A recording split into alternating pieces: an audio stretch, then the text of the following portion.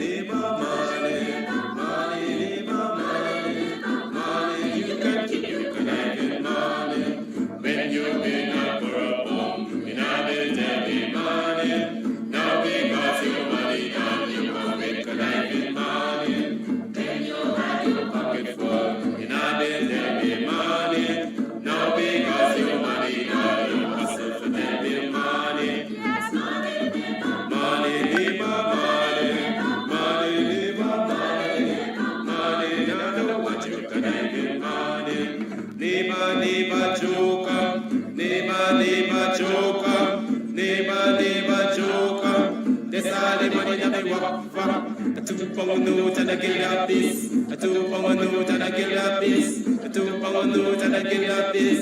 This is all the money that they walk for. Money, neighbor, money. Money, neighbor, money. Money, I know what you can have. Well, I invoke the WPA's position that we are engaging in civil disobedience and non-cooperation with the government, and on that grounds I refuse to participate in the interview. The question in struggle, is not personal. Whatever sacrifice as a political activist or a political leader you have to make for your people, you have to make it. Guyana and Guyanese, at home and abroad. Tune in to Guyanese Morning Time, hosted by Kams Amsterdam, where the sun always shines. Guyanese Morning Time, the people call it Guyanese Morning Time. Rhythm, Guyanese Morning Time. Intelligence and knowledge from the front line. We go again, Guyanese Morning Time. The people call it Guyanese Morning Time. Rhythm, Guyanese Morning Time. Intelligence and knowledge from the front line. We go again, we rise up early morning watching Kams Tv, where wisdom and knowledge, yes, it is the key. Exposing corruption over land and sea, where the wicked politicians they try to trick me. Guyana is a land for everybody, with 6 races should live in harmony. It's one set of people getting high money. It's one set of people doing the tea for repeat. Guyanese Morning Time, the people calling Guyanese Morning Time. Rhythm, Guyanese Morning Time. Intelligence and knowledge from the front line. We go again, Guyanese Morning Time. The people calling Guyanese Morning Time. Rhythm, Guyanese Morning Time. Intelligence and knowledge from the front line. We go again, this is a program that you all can see. Sharing your views and your integrity. Like it, comment and share it all around. Pass it to your neighbor, safe and sound. A sad situation going on in this town. The voice of the people is getting trampled down. Out of the mouths of babes and sucklings, which has ordained me to sing. I sing Guyanese Morning Time. The people calling Guyanese Morning Time. Rhythm, Guyanese Morning Time. Intelligence and knowledge run the front line. We go again, Guyanese Morning Time. The people calling Guyanese Morning Time. Rhythm, Guyanese Morning Time. Intelligence and knowledge run the front line. We go again, fooling the people. You promoting evil. Stop lying to the people. You are a part of the cycle. Stop fooling people. You're promoting evil. Stop lying to the people. advantage. You are a part of the cycle. I say, Guyanese morning time. The people calling Guyanese morning time. Rhythm, Guyanese morning time. Intelligence and knowledge run the front line. We go again, Guyanese morning time. The people calling Guyanese morning time. Rhythm, Guyanese morning time. Intelligence and knowledge run the front line. We go again. They got Breakford, Bork and Mark Benchcop. David Hines and Kadaki Amsterdam. Sherrod Duncan, Nigel London. Normal Brown and Gavin Matthews. Big up Paslow Port People Governor. Simona Brooms, Robin Simpson. Hampton Green and Winston Jordan. And yes, we can go right on and on. Guyanese morning time. The people calling Guyanese morning time. Rhythm, Guyanese morning time. Intelligence and knowledge run the front line. We go again, Guyanese morning time. The people calling Guyanese morning time. Rhythm, Guyanese morning time. Intelligence and knowledge run the front line. We go again. The relatives and friends of young Wyndham Bacchus, they deserve justice. The family, the relatives and friends of our in Boston, they deserve justice. The family, the relatives and friends of Peter Headley, they deserve justice. And so when we say that Guyana is an apartheid state, we have the evidence to show.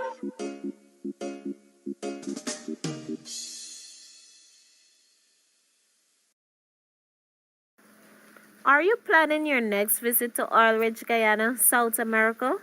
Well, let's accommodate you at Varon's Cheerful Country Manor.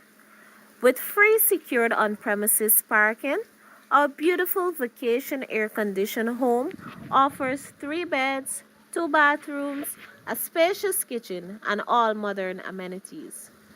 Located at Tushen, on the eastern bank of the mighty Essequibo and the western coast of Demerara, Varon's Cheerful Country Manor is just a stone throw from the ocean. Make that reservation now on Airbnb and VRBO.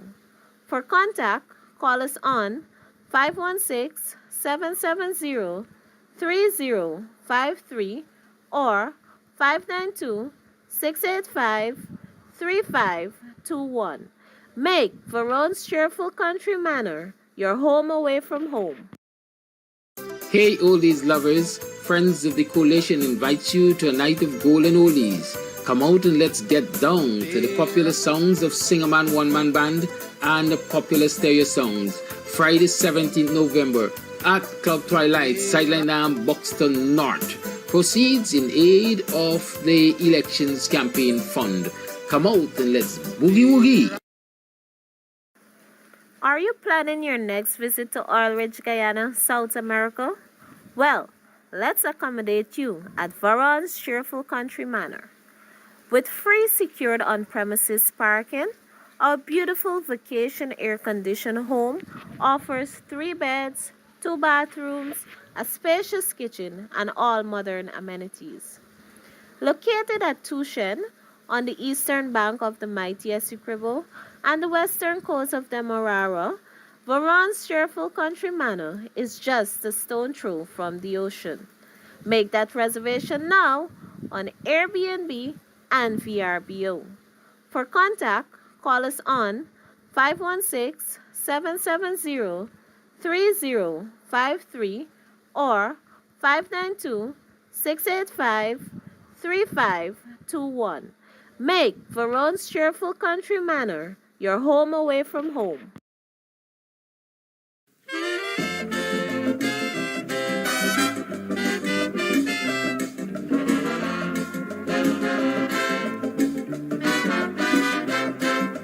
You put in a 12-cent meatball, you was gonna lice.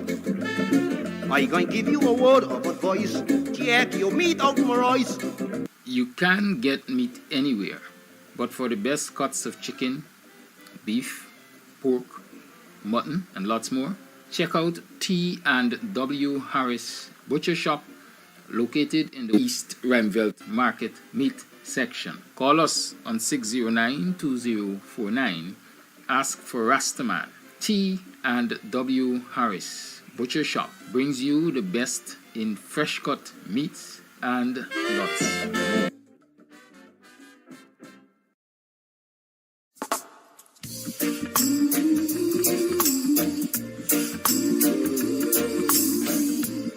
It's all about you. LA's fine sunshine most of the time, and the feeling is laid back. Palm tree grove, rent so low, don't you know? But I keep working my way back. But I'm a Jamaican boy who's born and raised. Nowadays I'm lost between two shores. LA's fine, but it ain't home. New York is home, but it ain't mine no more.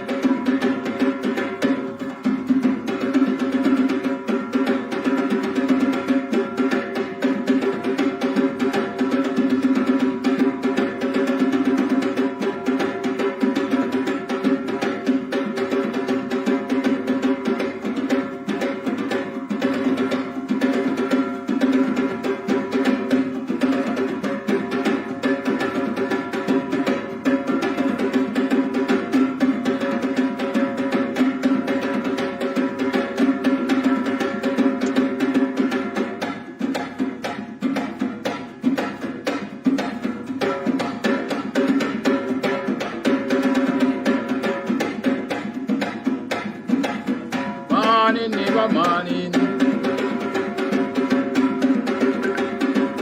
Morning, neighbor, morning. The one make a life morning. Time of that program now, I'll text your number, you call that person and see.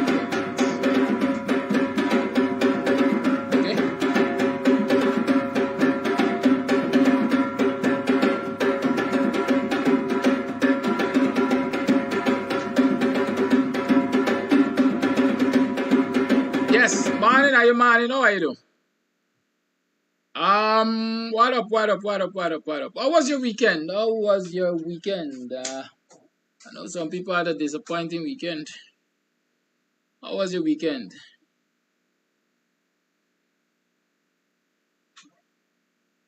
Did you rest and recuperate? I hope you didn't rest too much.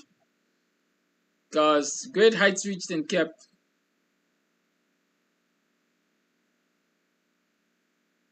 Good.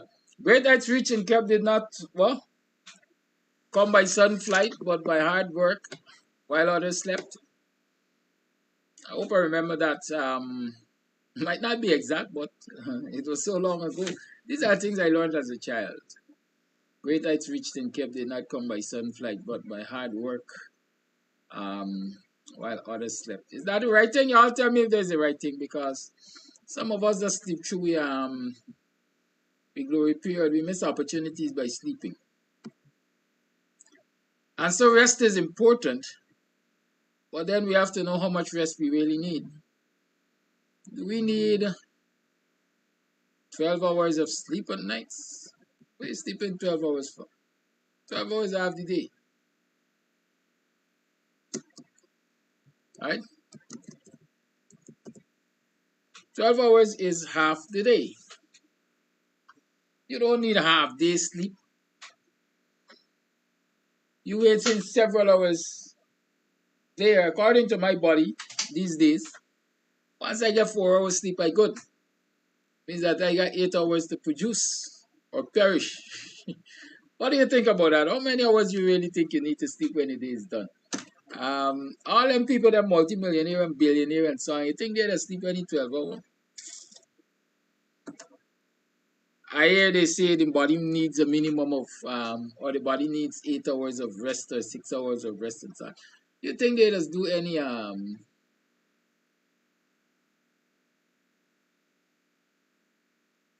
who does utilize all them hours of sleep? That man just sit down scheming in the night. Tomorrow morning, I'm coming out with a plan of buy one, get one. This is why advertising buy one, get one. They know it's buy one and get the other at half price. Just buy one, get one. BOGO, they call it. And you're going to see how they're going to come running down to the store. And when they don't run down to the store, and they put up with the fact that it's buy one. Because they ain't coming to find out, you know. They're going to just run down to the store and they're going to pick up 2 pairs. Because it's buy one, get one. And when they reach the cashier, and the cashier tell them the bill and the, how is that buy one, get one? Yes, buy one, get one, half price. I didn't know it was buy one, get one, half price. Anyhow, alright, I can pay for it because of pride. That is marketing for you right there, you know, pride. Pride does make a lot of people do a lot of things. Sometimes we consider it stupid things when we end up, when we sit back and we reflect. It's called impulsive buying. You buy upon impulse. You didn't stop to see if you really want this thing because you see it cheap. You consider it cheap. Right? So them man does just sit down in the night and them man is planning a plan how to get your money out your pocket. While you sleeping. While you're in your slumber, them man making plans how to, you know, disabuse you of your money. Right? So I hope you all rest this weekend, but I hope you all didn't really oversleep. And it is telling us the heights that great men reached and kept were not attained by sudden flight, but them while their companions slept were toiling upward through the night. Yes, that's the exact thing. But you know me, I like Prissy and Son. I don't want to rock this old brain too long to remember nothing. You get the idea though? Good. As long as you get the idea, that's the citation. we can't oversleep, and we can't sleep. As I like to say, you don't sleep on a moving train. It's dangerous to you, right? But as you get older, these things happen, and you don't even realize they happen because the body takes control, right? I remember as a youth, man, you couldn't get me to sleep on no bus. Nowadays, I would be driving my car and nothing. Right? So, times some people change. But keep in mind, you gotta stay woke, people. You gotta stay woke. Morning, how was your weekend? I hope you all made some good homemade bread and cakes and pastries and so on.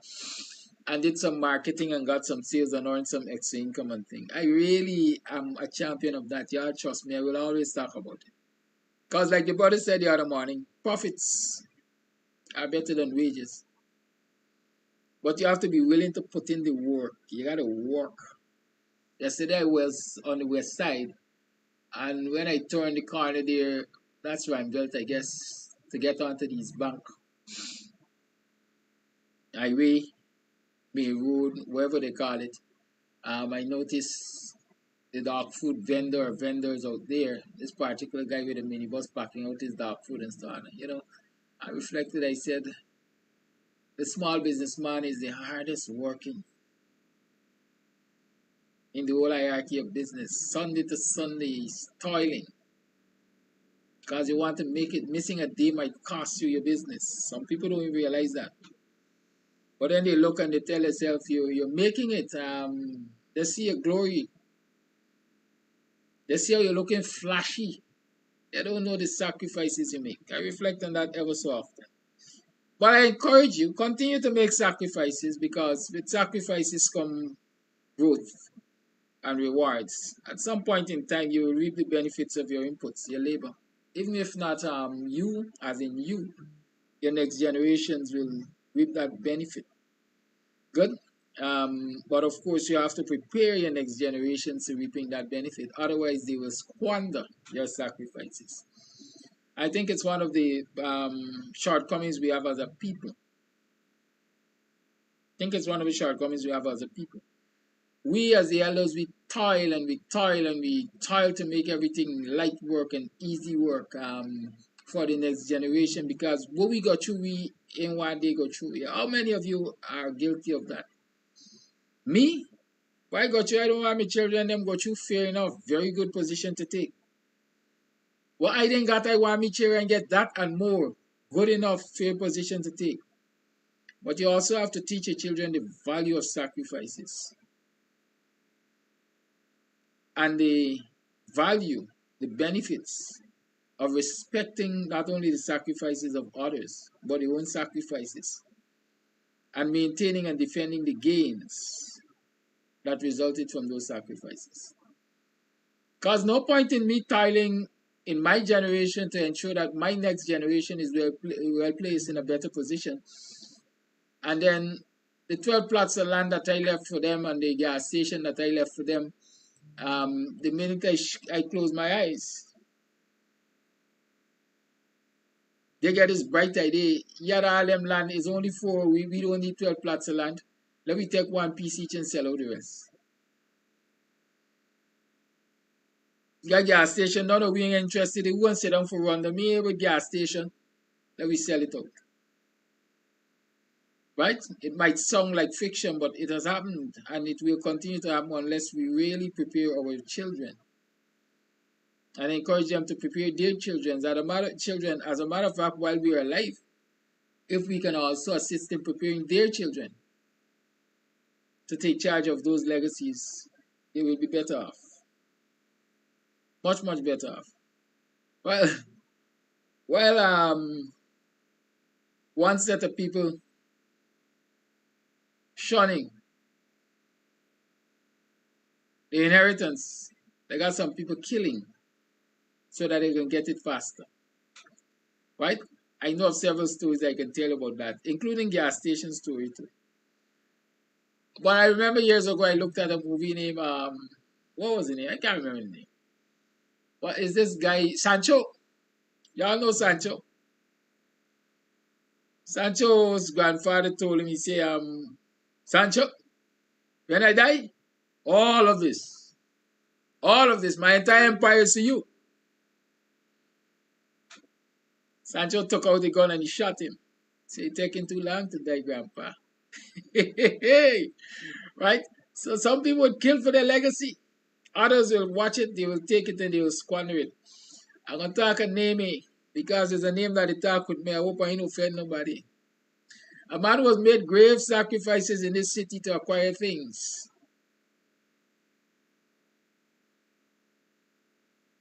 Made one of his children power of attorney over a couple properties. A well-placed piece of land. And before he knew it, the boy was in a relationship with one of them straight-ear girls who occupies a big position in this country in the legal fraternity. And convinced the boy to sell her the plot of land for next to nothing. Yeah. A price way lower than an offer that the father refused previously. Father refused the offer previously because he knows the value of what he has. And he knows that he wants to pass it to his next generation because it will accrue in value. But the person he put it in their hand, they didn't even got a clue what sacrifice looked like.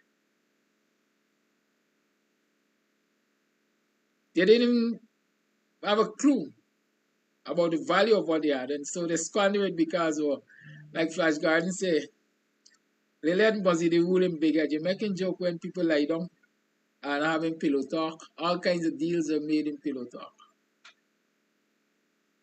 Or bedroom conversations, all kinds of deals are made there. And when you wake up, you realize you lost your inheritance. Y'all don't think a girlfriend and wasting time.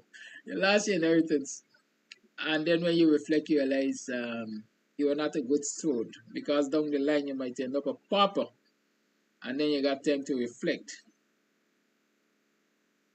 on the poor decisions you made. Either out of love or infatuation or just callous. I'm cautioning you, don't sleep at the wheel. Teach your children. Let them understand the sacrifices and the values of what you have. Right? Good. What do we have to talk about this morning apart from that? Lots of other things. I want us to talk about what transpired in Linden and what didn't transpire in Buxton. And my assessment of why these things transpired. And how I think we can fix them in the future. Right? But because before I go there, let me say, because I just reflected on what I said to you about all the bad deals and so on that are made in bedrooms. Right? Brian Marks alleges that Ghana has a stupid president now because of a bad deal that was made in a room. I'm sure all of you will heard the tapes. If you didn't hear the tapes, I'm sorry. I won't play it. It got too much cuss, man. It got enough. Well, I ain't got no problem with cuss, quite frankly. But, oh God, it borders on indecency. But I want to ask you the question. If somebody has a secret for you, and they're using that secret to manipulate you, what do you do after that secret is out?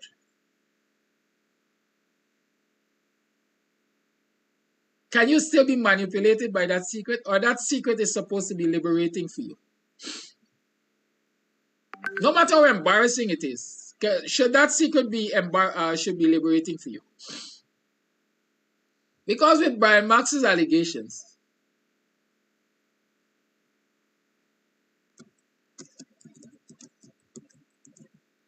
right?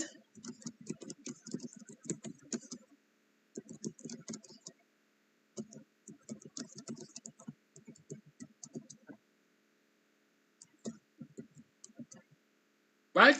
Brian Marx alleges that Jack Dio has secrets to Irfan Ali right? Has secrets to Irfan Ali. And it is because of those secrets he is able to manipulate Irfan Ali.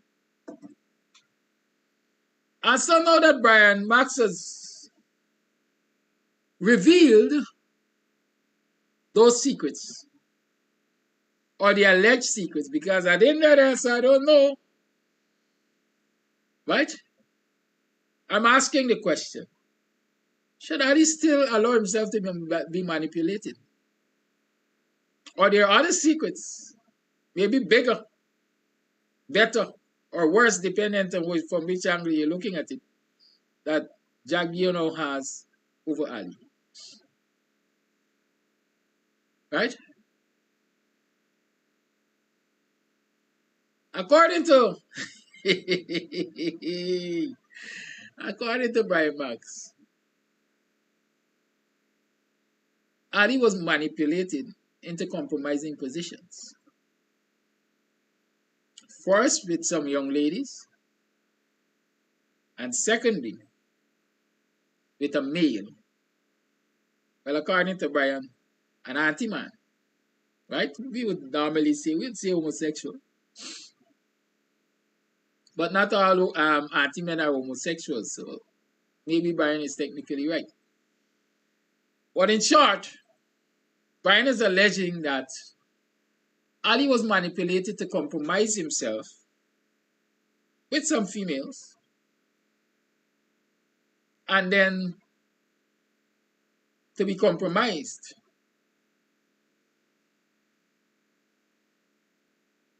by a male of maybe different sexual orientation, I'm not sure. But in short, he allowed his, he was manipulated and his pleats got depleted. And so he's using that. That is what he used to manipulate Irfan into accepting the puppet position, puppet presidency, if I can call it that.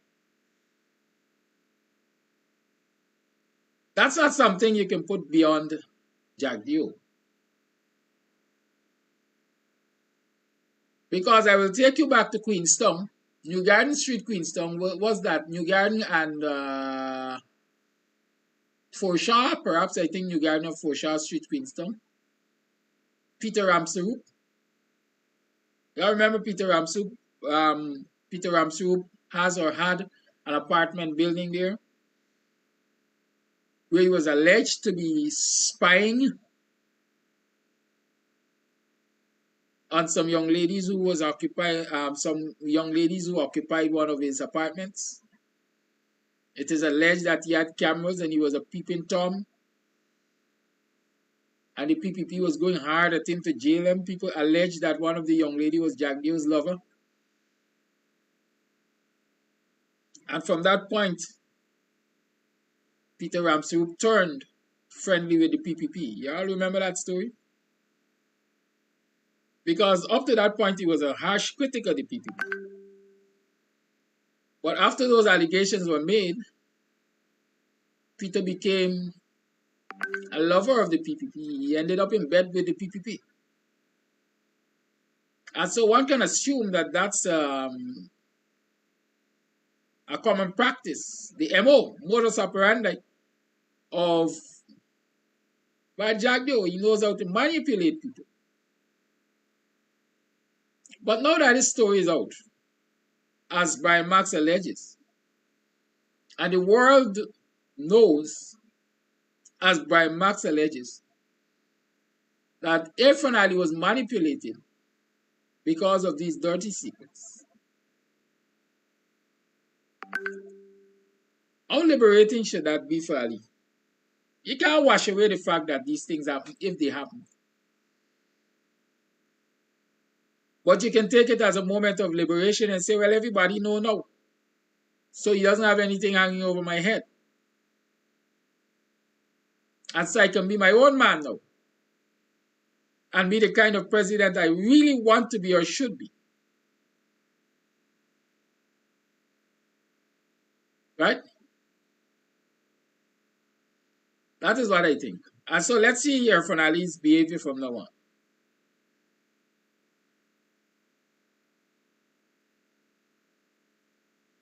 let's look at Ali's behavior from now on, and so we can determine whether or not he's liberated or he's further enslaved by these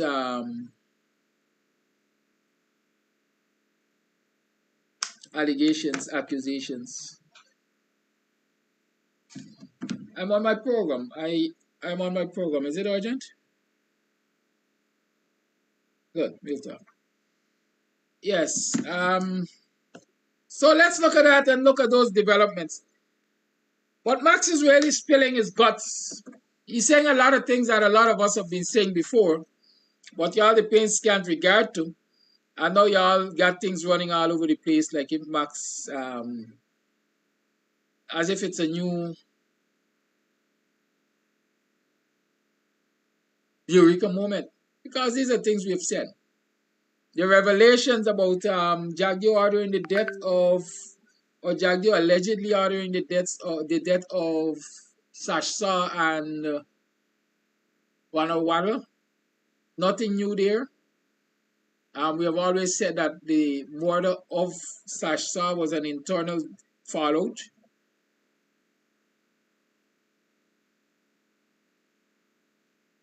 Because as agriculture minister at the time, Sash was not up to the time. He was not playing the game the PPP wanted him to play, or Ali Jagdio wanted him to play with Roger Khan, etc., with Kawailan and so on.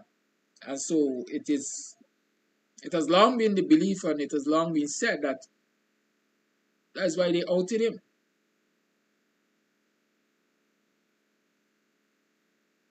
Good. Waddle. Sean Hines has told us that story about Waddle's death. Mad Max is now, if you would like, confirming it. So, you know, don't be worried. I don't know if it is Max is clearing his conscience, or Max is really, really upset with some people. And as they say, cussing get back door. So he just cussing them.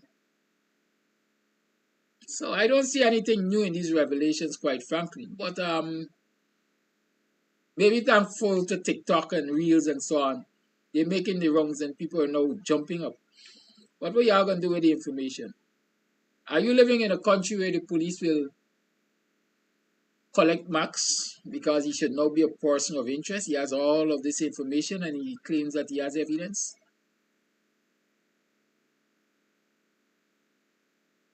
Is he? Are we living in such a country? No. He claims that he is protected by the US. Is that how US agents behave? I doubt it. But has he provided all of this information, backed up with the evidence and so on, to the US authorities? If so, he perhaps should tell us when and how. And so that we should start calling on the US authorities to act on all of that information which Max has and maybe has provided them with.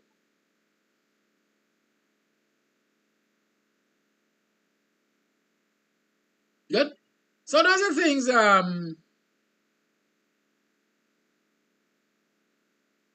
things to consider. I see making the rounds also is an allegation that $4 million was paid for Max's assassination. Right?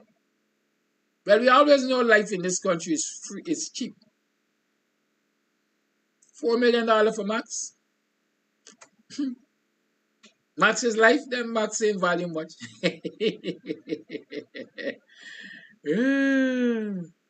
Right? Like he said too, with the lawsuit, the $5 million lawsuit, he was disappointed that $5 million, that money plays much value on me life. Or you know, why they sue me for such a little? Good. So those are some of the things I wanted to just talk about. Don't worry. I don't think the president is going to allow his fleets to be further depleted. Unless he liked it. Let's talk now about this craziness. Right? That happened in Linden. Now, the town hall is taking place, and I'm getting a call, and I'm hearing all the raucousness in the background, the ruction. And I'm told that PP cooperatives in Linden disrupted the Linden meeting. First question that will come to mind is how? How they could happen in Linden? How they could happen in Linden? PPP operatives disrupting meeting in Linden. So, all right, I will try to follow the thing and find out what's happening. And as I continue paying attention to, all the goings on, I came to realize several things.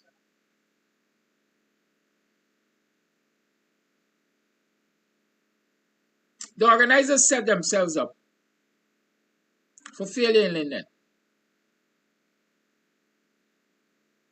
They set themselves up for failure in Linden.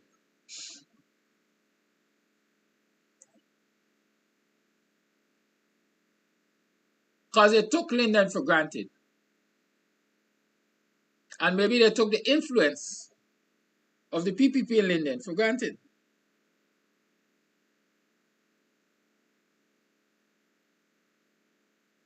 Good? Why am I saying this? Linden and BUXTON are seen as two of the most vigilant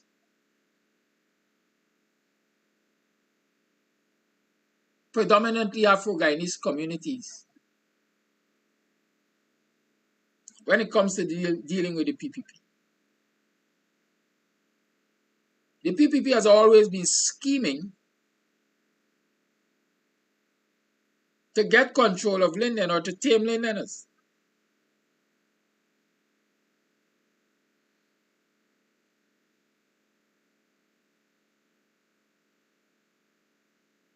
And there's a long history of the PPP denying Lindeners a fair chance. In short, being discriminatory to Lindeners. And such a fact-finding team on discrimination, racism, and prejudice is in this country is natural to expect them to head to Linden to hear the story or stories. It is also natural, knowing the way the PPP behaves, to try to create an alternative narrative to what is going to be told to the fact finders in Linden or BUXTON, or better yet, create so much chaos that the fact finders will not get to hear the stories of Lindeners or BUXTONians. And any organizer of such fact-finding mission should take that into consideration way ahead of time and put systems in place to ensure it doesn't happen. And the fact that it has happened suggests to me that the organizers failed to take those things into consideration and to take the necessary preventative measures. Right?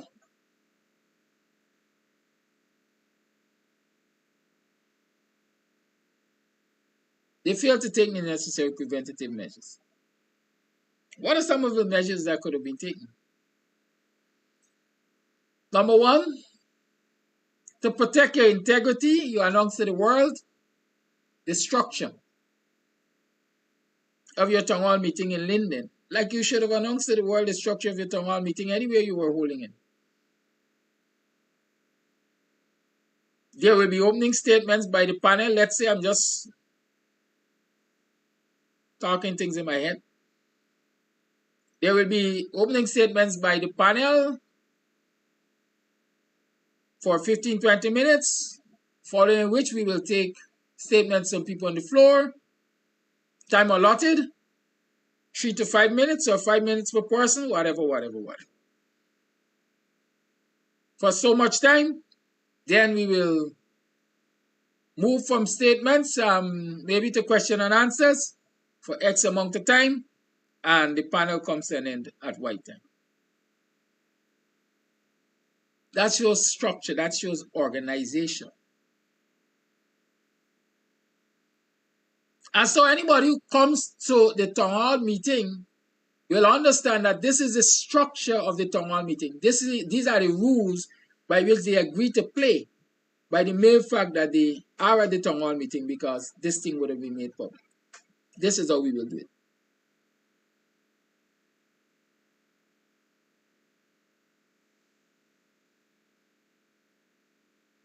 And so when you follow that structure, nobody can accuse you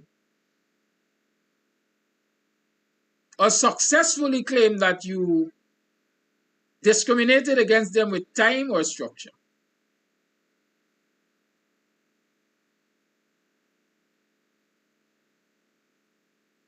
Right? And so I'm saying the failure to do those things set the team up for failure. And I'm not accusing the team of failing. I'm saying that the organizers failed to put systems in place to ensure that these things don't happen. What is the other thing that should have been done to ensure such things don't happen?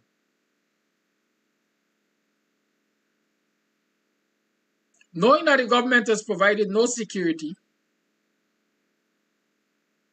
to protect the lives and freedoms and comfort of the commissioners, if I can call them that, the fact finders, the organizers had a responsibility to put such systems in place.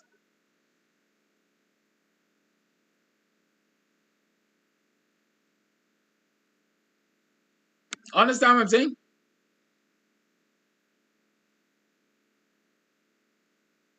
Security for the fact finders is the responsibility, or was the responsibility,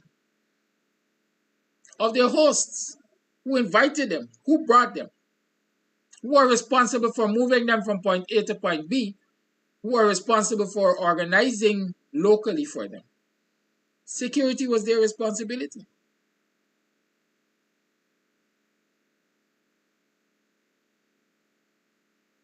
So we should have had security arrangements that will make the commissioners comfortable to, number one, go any place where the evidence leads. And number two, comfortably accept presentations from people wherever they went. But let's call it hindsight, if you want to call it that. They say hindsight is 20/20 vision. The fact that Linden was allowed to happen suggests that either there were no such arrangements or those arrangements fell through, they were poorly adhered to. And so these are learning lessons for us. We have to do better than that.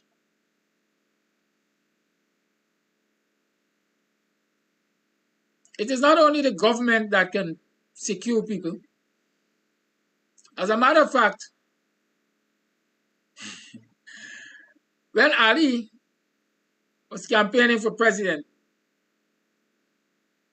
the Granger government wasn't protecting him, wasn't providing security for him, as far as I know. It was a private organization which provided his security. Allegedly, the Mohammeds were protecting him. They provided him with armored vehicle. They provided him with armed personnel for his protection. The Mohammeds is not a public, they don't run a public security agency. They have a private gold operation as far as I know, and maybe a private security service. Maybe, because I'm not even sure that the Mohammeds have a security service, in that it contracts itself to other places to provide security. But in this instance, their personnel were used allegedly to provide security for the person of Irfan Ali.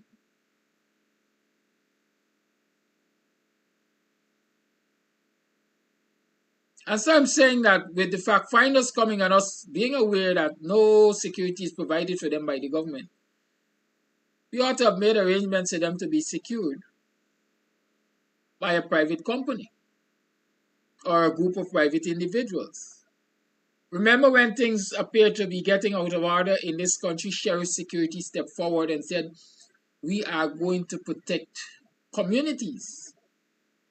And we know the communities which they were stationed at. Communities that they considered vulnerable at the time. Majority Indo-Guyanese communities. And even though we can make, we can establish the nexus between that decision and what Brian Max said in terms of who owns Sheriff Security Service. Remember, we were always asking the question? Well, Brian Max says Jack Dio.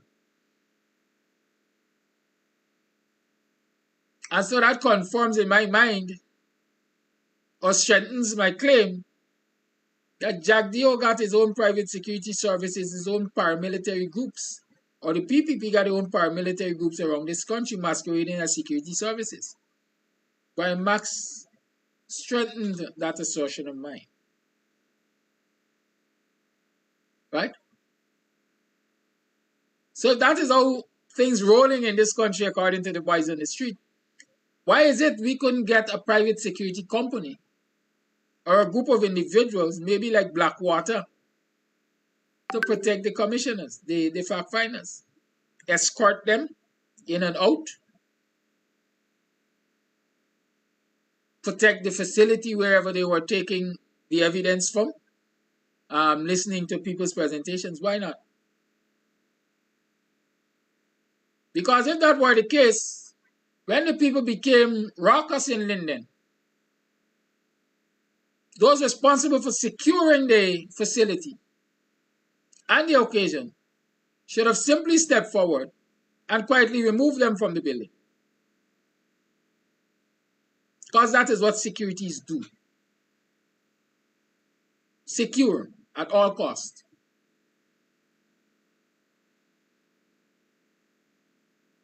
We didn't see any of that happening. And so I'm saying there was a failure on the part of all of us who are organizers of this event. Note I include myself, because the one caller last week said I was partially responsible for the fact finders coming. So I happen to carry that burden. Good? Recognizing these things have happened, recognizing these shortcomings, I'm going to return to a call that I made previously. And that is, black people need a group of people to defend black people's interest and safety in this country. Black people, note I'm saying black people, don't tell me about African Guyanese and black people,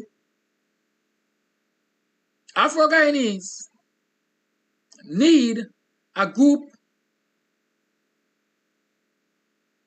of people to defend them. Armed to the teeth. I'm not making an apology for making that call. Armed to the teeth. Legally armed to the teeth. I'm not talking about illegalities. In the early days of struggling in the U.S. for equality and this and that and the other and the next, one of the aiding factors was the formation of the Black Panther movement. Because once that Black Panther movement was formed, white supremacists, etc., knew that there was a counterforce to deal with, even in all of their arrogance. And until such time in this country that people understand that black people got defenders, they're not going to respect us, but they will continue to abuse us and continue to take advantage of us being in a an indefensive position. And so I'm asking the question, where are the black security companies in this country? You mean to tell me the Granger administration didn't license any organization to be a security company like Sheriff? They got Sheriff, they got Queensway, they got Ocean Can, they got all kinds of security services in this country that are in the PPP camp. You mean that none of the security services licensed in this country are in the camp of African Guyanese or even the opposition? You mean none of them didn't get a license under the coalition government to show their allegiance? I'm just asking. The history of the Ghana Defense Force and the Ghana Police Force and the People's Militia and Ghana National Service would show you that a majority African Guyanese were servicemen and women and are servicemen and women in these organizations.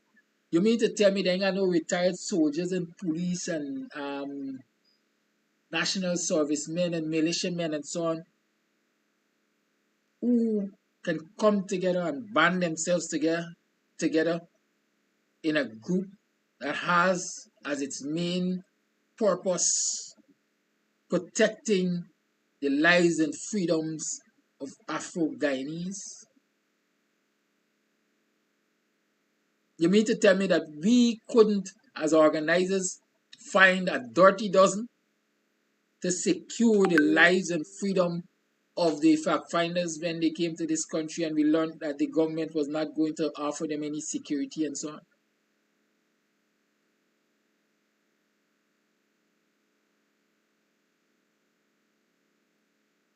And recognizing this failure, is it not critical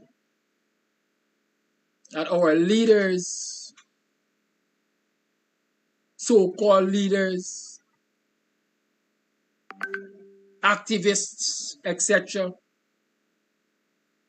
make the necessary efforts to correct this anomaly?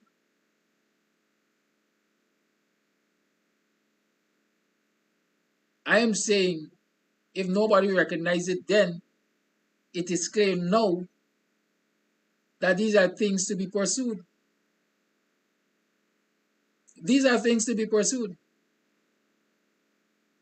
I know they're going to come, they're going to say, Mr. Amsterdam calling for violence. No, I haven't asked anybody to kill anybody, to murder anybody, and so on and so forth. Despite the fact that those who had the misbehavior in Linden in South Africa, Winnie Mandela would have given them a necklace sometime sooner or later. But a lot of them would have known that they don't line up for the necklace, because Winnie Mandela wasn't standing for that. And that too contributed to the success of the struggle to topple apartheid in South Africa. What are we willing to contribute to the struggle to topple apartheid in Guyana, South America? Right? Every day you walk the street, you could hear somebody boasting out them as old soldier. What being an old soldier serves, if not to aid and aid in the defense of your people?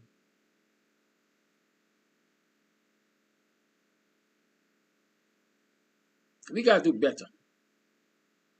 You have to do better. We must do better. That said, let me come to BUXTON now. They say the fact-finding team refused to come to BUXTON or chose not to come to BUXTON because of that bad experience in Linden. You hear that they say? One rotten apple has damaged the old bag or something. Because of the bad behavior in Linden. That bad behavior was used as an excuse for not coming to BUXTON. But I dare say, I feel insulted as a Buxtonian because I know that could not and would not have been allowed in BUXTON. That could not and would not have been allowed in BUXTON. Because those of us who were organizing Buxton would not have stood for it. Security or not, we would have been our own security network. Nobody comes into a meeting organized by a group of us in Buxton and disrupt it. We don't stand for that. I don't care. We don't care if it's PPP or God himself send them. They would know their place. And so to say that the fact finders didn't want to come to Buxton to do that meeting because of the security scare in Linden. I say y'all is past me. Y'all taking me for granted. But I also argued in this program that I'm sure that the fact finders have a representative sample enough to form their opinions, to form their conclusions on.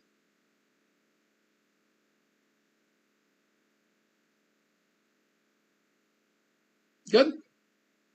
And so I'm waiting to see the reports, the findings of the fact-finding commission, because I'll tell you this, the fact-finding team. That disruption which took place at Linden will also form a part of the evidence to be considered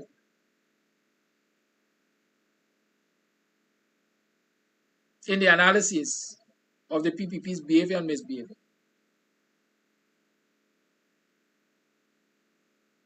Okay? So I'm not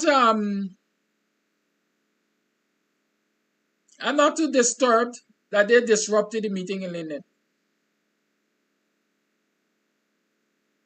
Because that too will form part of the analysis.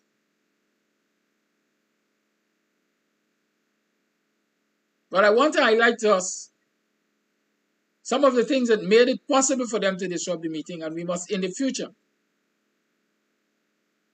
take steps to prevent those things, because in other instances, it could have caused the life of somebody. That's a fact. It could have caused the life of somebody. And we have to safeguard against those things. Okay? Last but not least, I find some poor decisions were made in the management of the town hall meetings. It makes absolute no sense to me to give somebody 3 minutes to speak on a matter as important as discrimination. And worse yet, 1 minute. How much can I say in 1 minute on discrimination or my experiences of discrimination? How much evidence can I provide in 3 minutes to a fact-finding team on discrimination? So we have to decide, are we going to allow people to speak on what they're presenting, or just let them present dossiers on their issues? That again should be a learning experience for us going forward. The lines are open. 6225933 is the number to call. 6225933 is the number to call. Club Twilight returns to its usual karaoke on Friday nights.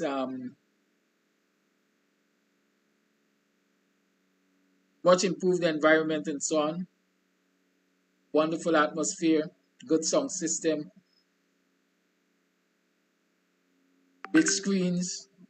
Come down to Club Twilight this and every Friday for karaoke. There is going to be a one-man band in the house frequently.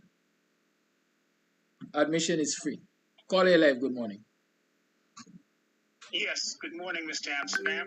Good morning, everyone in Guyanese diaspora. Good morning, all Guyanese. We would like to make the point that the fact-finding mission should be continued. Because as on your last point before you exited, you concluded your opening statements, was that the insufficiency of 1 minute or 3 minutes. So I can't imagine that a fact-finding mission came to Guyana out of a need to address at least 23 to 26 years of discrimination and haven't had sufficient time to do that. So it's quite obvious to professional fact finders that the job isn't completed. I liken it to this. If a fact-finding mission went to Palestine to assess the situation and they only went to the West Bank of Palestine, but weren't able to go to the Gaza Strip, I equate BUXTON in historical sense in this context to the Gaza Strip because it was the theater which is emblematic of the troubles.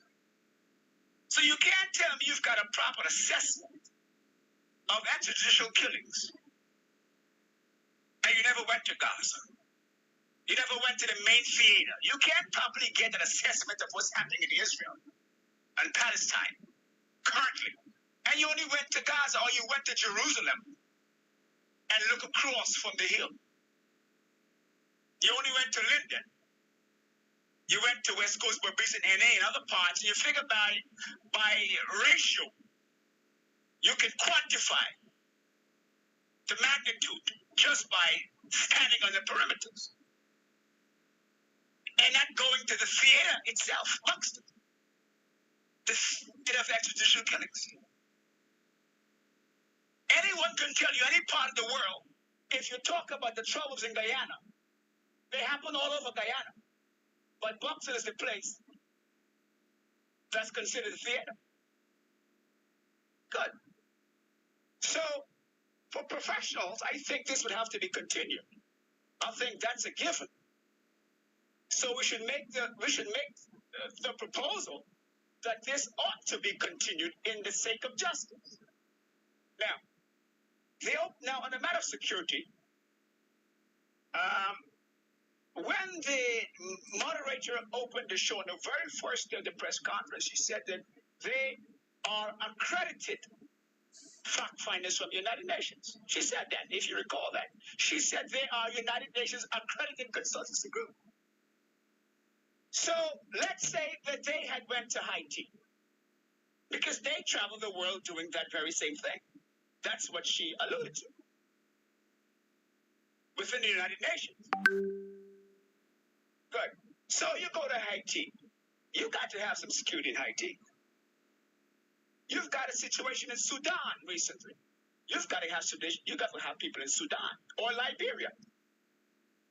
So how do you come to Guyana? So where was the security for the United Nations?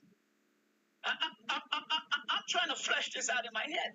Are we to assume that when fact finders go into these terrible areas, you're going to look into extrajudicial killings? That to begin with says that if there are extrajudicial killings happening there, that's a violent area. Now, from time to time, we normally see the State Department giving out travel advisories. Don't come to Guyana. They might snatch your chain, and there are a lot of robbers there. At least twice a year you hear that. So I don't know how do you come to Guyana to look into extrajudicial killings, and you're not taking the environment seriously enough. I don't think so. Right? So it tells me that these protocols are in place. When you're sending these officials, these fact finders in these areas, you do have to send security with them. That's a given. Come on now. That's a given. Another thing. Are we saying that the State Department doesn't know about these Americans who are elected officials from their states or crying out loud? These people are elected officials from their respective states. These are like parliamentarians. So let me give a quick example. People appreciate something. When my children travel to Guyana, they give them malaria tablets, and they say don't go certain places. They say, here's what they say. Make sure you check into the embassy in Georgetown as soon as you get there. That's what they tell regular American-born children. You check into the embassy. So I'm trying to understand. Here are above regular people, elected officials of their states. You're coming on an international delegation, first of all, from the United Nations. And if you're working with the United Nations, you have to clear it with the State Department because you're operating as a foreign agent in some capacity.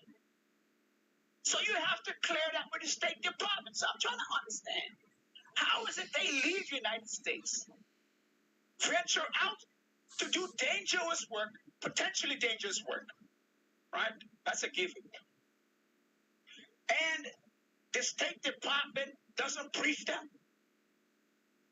When they get to Guyana, they don't check into the embassy, and the embassy on the ground in Guyana doesn't give them sufficient coverage. Hold on a second. There are so many protocols that are falling, that have been overlooked here, jumped over, that I can't understand. So while we say Guyana, also Guyana has a responsibility on the protocol.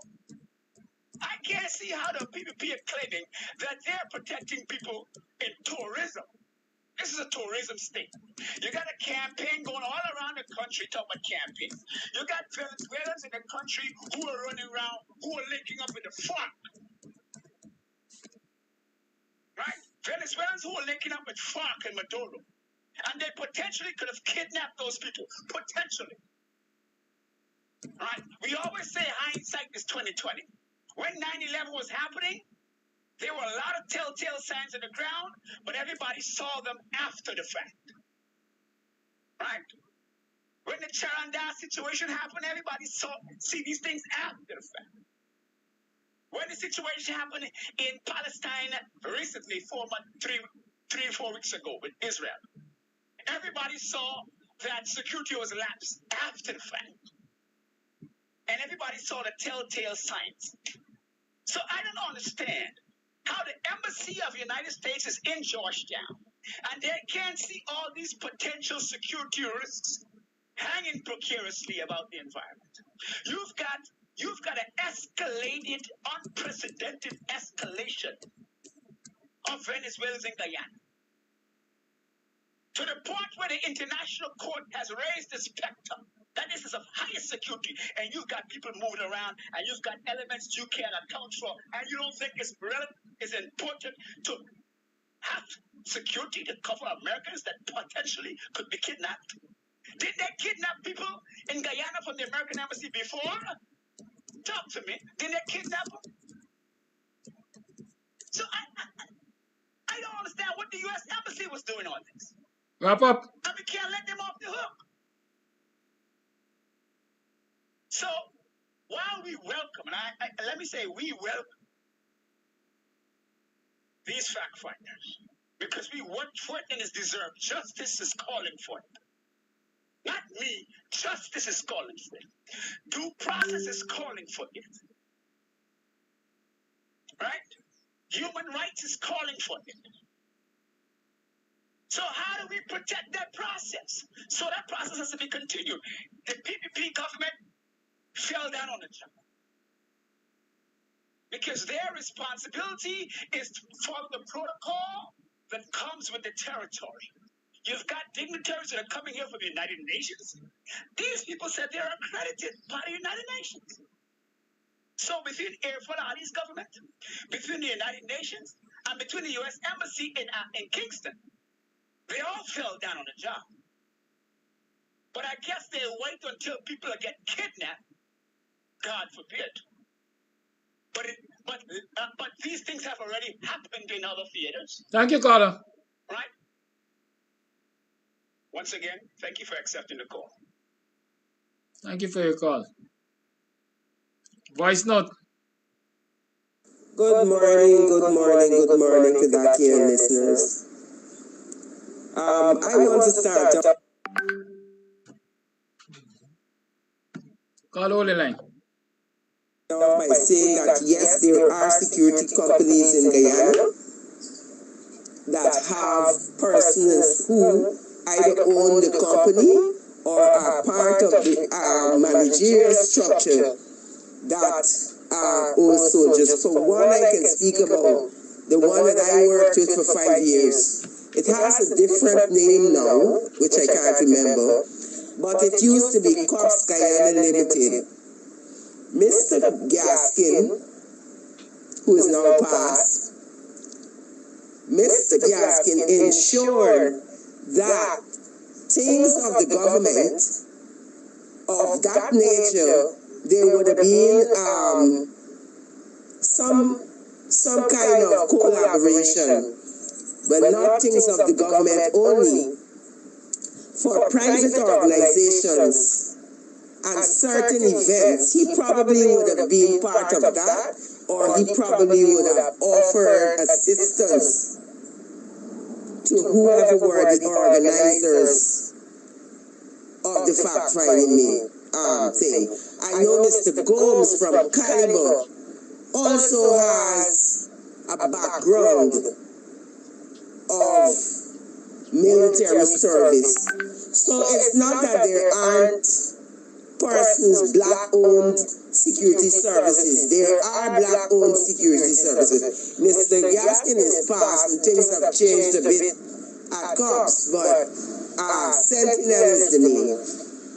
But the managerial, the persons at the top are old soldiers, old persons from national service, and I think militia. So there are black-owned organizations that could have offered service. The thing is, was that even considered? Because I find that sometimes, and I know people can get upset with me now, but I find that sometimes people take a lot for granted, and so Guyana is not like it used to be. The politicians of today aren't like it used to be in the past. So when I hear words like I'm surprised and I'm disappointed, it ticks me off because they should know better. But the good thing about that is that next time, I hope that is a learning curve, and next time they will know that those mistakes cannot be repeated. What I'm surprised at, and this comes now to planning again. Okay, so you're not going to BUXTON, but can we do online something? I forget what we call it at the moment, but can we do something online? So we get there and you do something like a conference call. So the people are there, you can see them, and the persons are at this particular place, and they're allowed to present too. Their presence is not there physically, but something is being done. Couldn't something like that have been organized? Because let me tell you, for them to say that BUXTON and the scare and all of that, from the years I've lived on the East Coast, BUXTON would never place like that.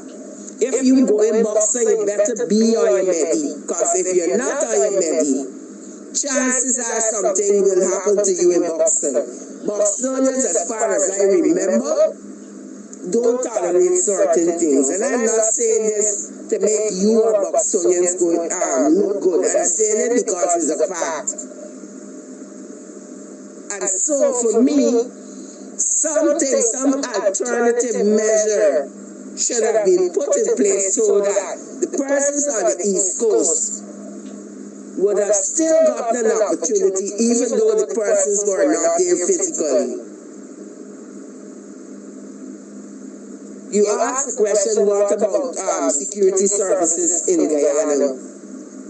My brother, most of the security services in Guyana are not properly organized, but they're there. And so I urge black people especially who like to go into military services, to offer military security services. I urge you to check into the background of those small security services before you decide to seek employment with them. Most of them are owned by Indian Indian businessmen who put their sons as fronts, and then they do the usual. They put a black man or an Afro-Guyanese, if we want to be decent, to run the service. Sometimes the person who is running the service has no military experience, has no security experience, and I know what I'm talking about. Some of them actually carry weapons, right? I mean, now I talk about the security officers. They actually carry the weapons before they are given a precept. Because they are Indian businessmen, they have contacts in the police force who do not do the right thing. So, for instance, you have to be assessed mentally, right? You have to be assessed in terms of your behavioral patterns, etc. Then you have to be trained by the police force. That's how I know it. There are a lot of persons carrying weapons in the small business companies at the moment who have unprecepted officers. So that question you're asking about, what happened to the small business services, my brother, sometimes it's good to leave things alone. Because them small services can get some of our black brothers and sisters either locked up or killed. Because as far as I remember, if you don't have a license to carry a firearm, you're not supposed to be carrying a firearm. So let's look at that too. And finally, I would like to say, in retrospect, even though it looked bad on the part of the organizers, those PPP councillors and whoever else played right into they would say a perception, but they played right into what the PPP does. I repeat, it's the modus operandi of the People's Progressive Party and its people to, one, disrespect people, two, to insult the intelligence of black people, and three, try to think that bullyism will work. And for the bullyism, they always employ the services of a black person. What a shame. I can't remember who it is, but there was somebody who said they use us to kill us. Good morning. Thank you for your call. The lines remain open. 6225933 is the number to call. Oh, I think there's a call on the line. Or no, I think that call was disconnected.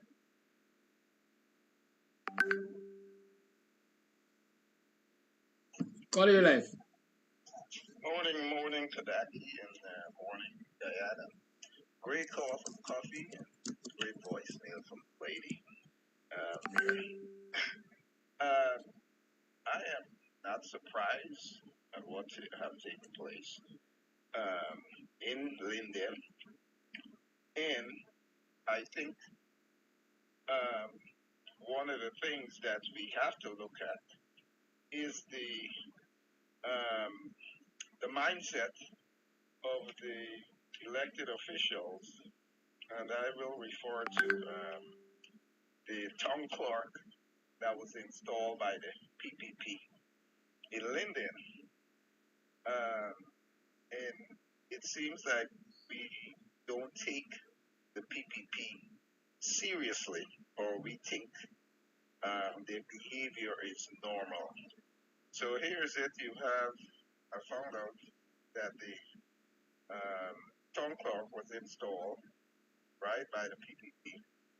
The former town clerk resigned, and the PNC, didn't know that. And it's supposed to be a stronghold. So what does that tell us about what's happening in the country? We continue just to govern as usual, knowing that you have a racist mafia PPP party, and then you have African Guyanese that I simply just don't understand us. will, do their big thing. And what it just looks like is that the former town clerk resigned, and it seems like there was some collusion going on where he would resign, and then the PPP would install that clown who disrupted the inquiry that was going on in Linden. So we keep being behind the eight ball. We don't see these moves coming and just let it rest. So the fact-finding mission was in Guyana. And as far as what you guys are talking about, security, don't know how that got arranged and all of that. That they weren't secure even from the time they got to the EU. Not sure if it's the United States business in reference to that, although Coffee was saying that they were accredited UN agency, and how does that work?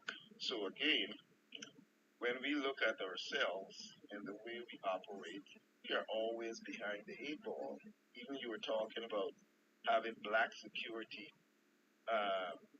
form in Guyana, but apparently we are 90% of the military and police force, but yet still we can't open up that, so we can't do that for ourselves. So we are just, I guess, just work.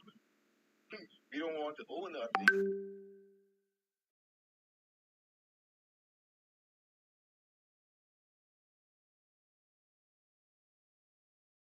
Morning, neighbor, morning. Morning, neighbor, morning. How are you doing? Welcome to another program of Guyanese Morning Time. I am your host, the BUXTONian, Kams Tv. Welcome to the program. It is now 7 hours 36. I am not late. I am deliberate. Right? I was taking care of the people's business. And the people's business is your business. The greatest business in the line of business is to mind your own business. Right? And so I was minding your business because your business is my business. Morning, welcome to the program. How are you? How have you been? How you have kept yourself? What was yesterday? What did you do that was significant yesterday? You made some money? How much? Care to share with Kams family? How much money you make? Give me some, man. We gotta maintain this thing, Hey, give me some money. Don't go shop all at Courts and them other stores that got Black Friday sale and so on and so forth. Don't they say anything black bad? I don't know if you agree with that. But I tell you, don't go spend your money for Black Friday. Be smart, be wise, keep your money. You could share some with us over at Kams. We got things to do with money that will help us to improve the quality of service that we're giving you and make it easier for outside broadcasts and so on. By now, Kams should get a whole vehicle for outside broadcasts, what y'all think? Right, where we just pull up on the scene and we got all of our equipment in that vehicle here, and we can just work from the vehicle, broadcasting live from outside broadcast. It will permit us to go all over the place and do broadcasts to you and so on and so forth. How about that? Let's make that a dream to be realized. An outside broadcast vehicle. Where I want to get us? That's a good vehicle. A minibus could work, One of them Voxy. Yeah, Voxy should be a good vehicle for that. It's spacious. You could get to stretch out your legs. You could get to carry some equipment. And why don't think big and cumbersome like the state agencies? They got money to spend. They got enough money, so they could spend a lot of money on those kind of things. But a Voxy will run us through about what? Maybe $3-4 million. Yeah, I'll buy a Voxy and let Kams set up an outside broadcast facility so we could drive around and broadcast here. Good. It was just an idea. So y'all don't think I wake up with these things. It just happens. Right, but that's a good way to that's indeed a good thought, We could do it. Nothing is beyond us. We can do it. Unity teamwork makes the dream work. So many hands make light work. Small things we could do them, man. Let's start working on it. It's the Christmas season already, right? Christmas is upon us, basically. We like to celebrate Christmas. It's November 21st. Since November 15th, I know, usually in Guyana, we start playing Christmas carols and so on and so forth. People start breaking up the house. Y'all know you just break up the house? Breaking up the house and so on to reorganize it. It's then some people just really clean the house, just really give the house some thorough cleaning. Then is when you get an opportunity to see all that was swept under the carpet. Well, this morning I got some information to share with you that was swept under the carpet. It was kept there for quite a while, and it's going to shock a lot of y'all. Or it's going to confirm for a lot of you a lot of things that we were saying all the time, and a lot of you might have suspected. So share the live, and sure we get over 1,000 persons to share this secret with, this thing that we just pulled out from under the carpet with. Good? It's going to blow your mind. I guarantee you. Share it. Just share it. Let's talk to thousands of people this morning on the wickedness of the PPP. Traitorous behavior. Right?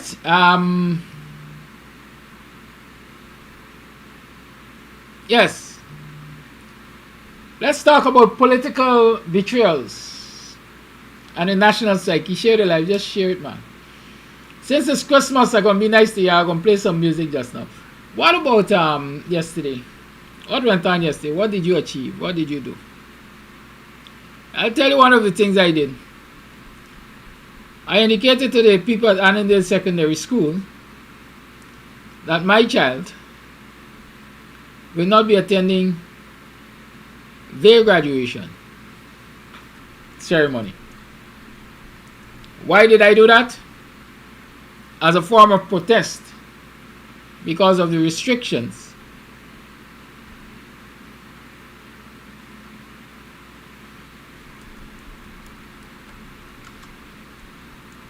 placed on students, graduates, for how many persons can attend the graduation, how many family members they can carry to the graduation. Good?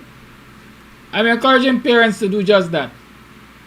Send a note to Annandale Secondary and any school that is saying that your children can't take more than one family member to the graduation. Because children are birthed by two parents. One man or one woman now make picnic. Two people just make picnic. And that picnic has a right to at least take two persons to the graduation ceremony. And any school that is saying only one person that child can take, we must resist. A lot of us would like to have that moment in time when we can really celebrate with our children. Yeah, it's graduation. We can go and see them walk the stage and collect their certificates and the gongs and so on and so forth. Yeah, we would love that. Even if the school says only one of us can go, we will agree with it because we want to see that child walk the stage. But sometimes, as old people say, there's got to cut your nose to spoil your face. Sometimes you have to take a firm stand if you're going to get changes. This act of boycott on my part and those who will do it might seem insignificant this time around. But I'm willing to bet that if enough persons indicate to Annandale Secondary and all the other schools this year that we are not partaking in your graduation because we are protesting this decision that only one parent or one family member can attend, next year it's going to be different. And so when we look at our actions, it must not we must not only assess it for the now, but we must assess it for the future. And I'm saying that if parents take a stand now, I'm willing to bet that next year, those schools and the administrators in their ignorance will not even attempt to tell children that only one family member can attend the graduation ceremony. Love and dear, it's Christmas time again. I love my Caribbean Christmas song. Merry Christmas, everyone.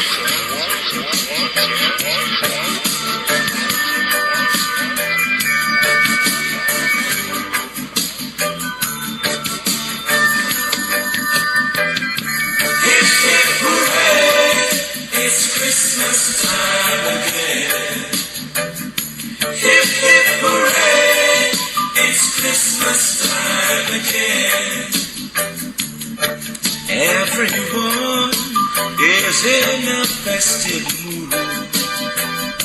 I'm looking forward to lots of Christmas food. Soon it will be Christmas party time.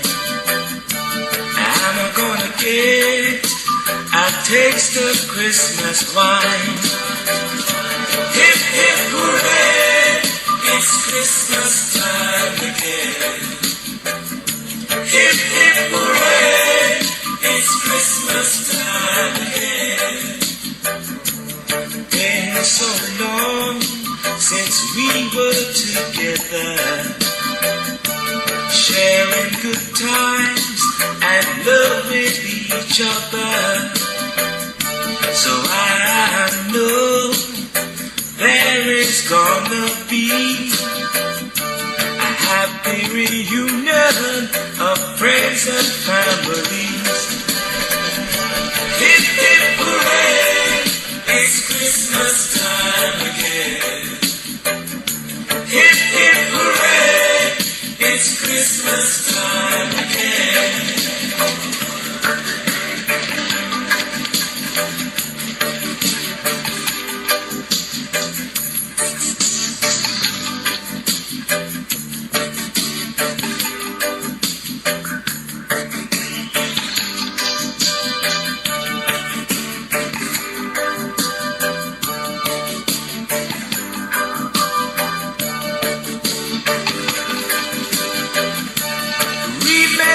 Those less fortunate than you, help them to have a Merry Christmas too. Now as you travel on your merry way, lend a hand, maybe you can make a day. Hip hip hooray, it's Christmas time again. Hip hip hooray, it's Christmas time again. Hip hip hooray, it's Christmas time again. Oh, hip hip hooray, it's Christmas time again. Oh, hip hip hooray, it's Christmas time. Hip hip hooray, it's Christmas time again. A lot of people argue that to take such a stance with relations to graduation and the children is to rob the children of the moment.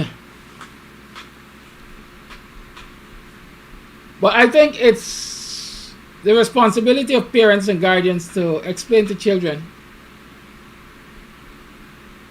the stances that you have to take at times to change society. It cannot always be about individualism.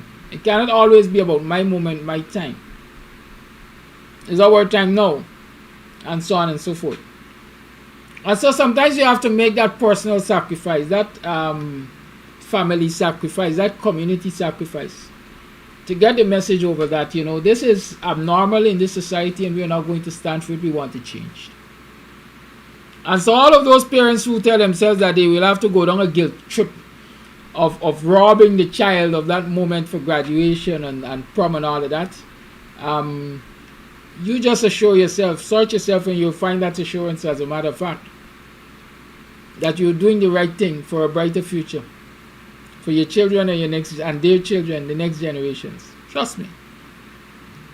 It is an insult, a total insult for any educational institution, much less at the secondary level, to tell parents, y'all gotta decide which one of y'all gonna come and stand beside your child in this moment of achievement or acknowledgement.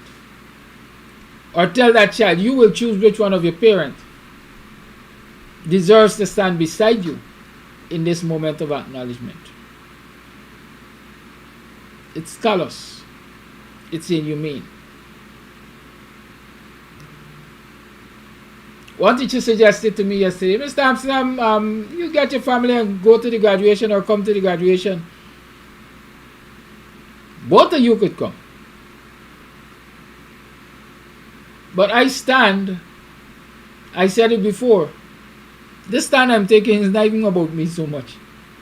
Because I know if I walk in there with my family, nobody dare tell me to give up a seat. Nobody dare to tell me give up a seat at my child's graduation. But what about the other parents who would like to go to that graduation with their children? And because of this decision can't go or chose not to go because they don't want a public fight. Somebody got to fight for them. I'm fighting for them. I'm willing to fight that fight. And I'm encouraging others to do it so that nobody has to do it in the future.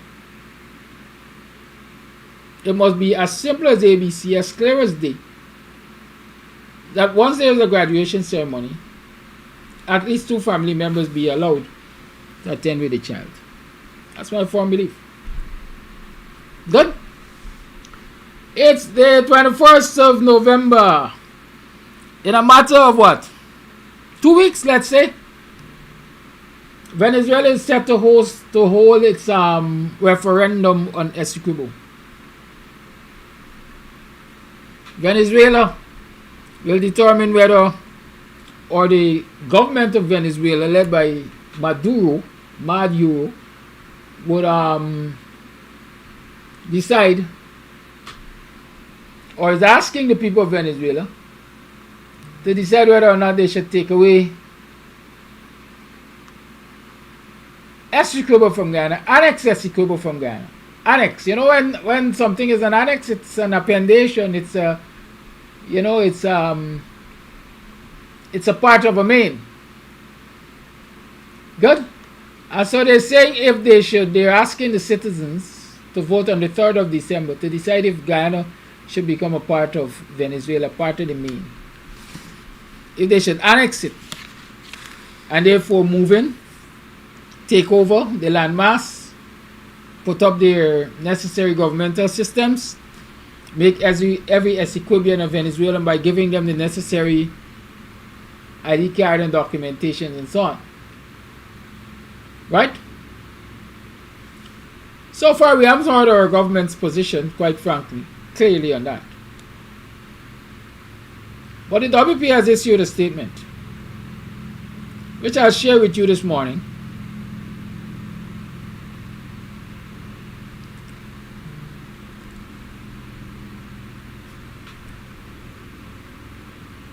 And for those of you who believe that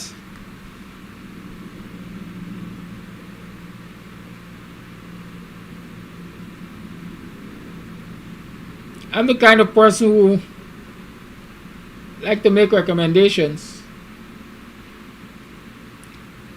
and I am like the doctor who gives medicines but don't take it.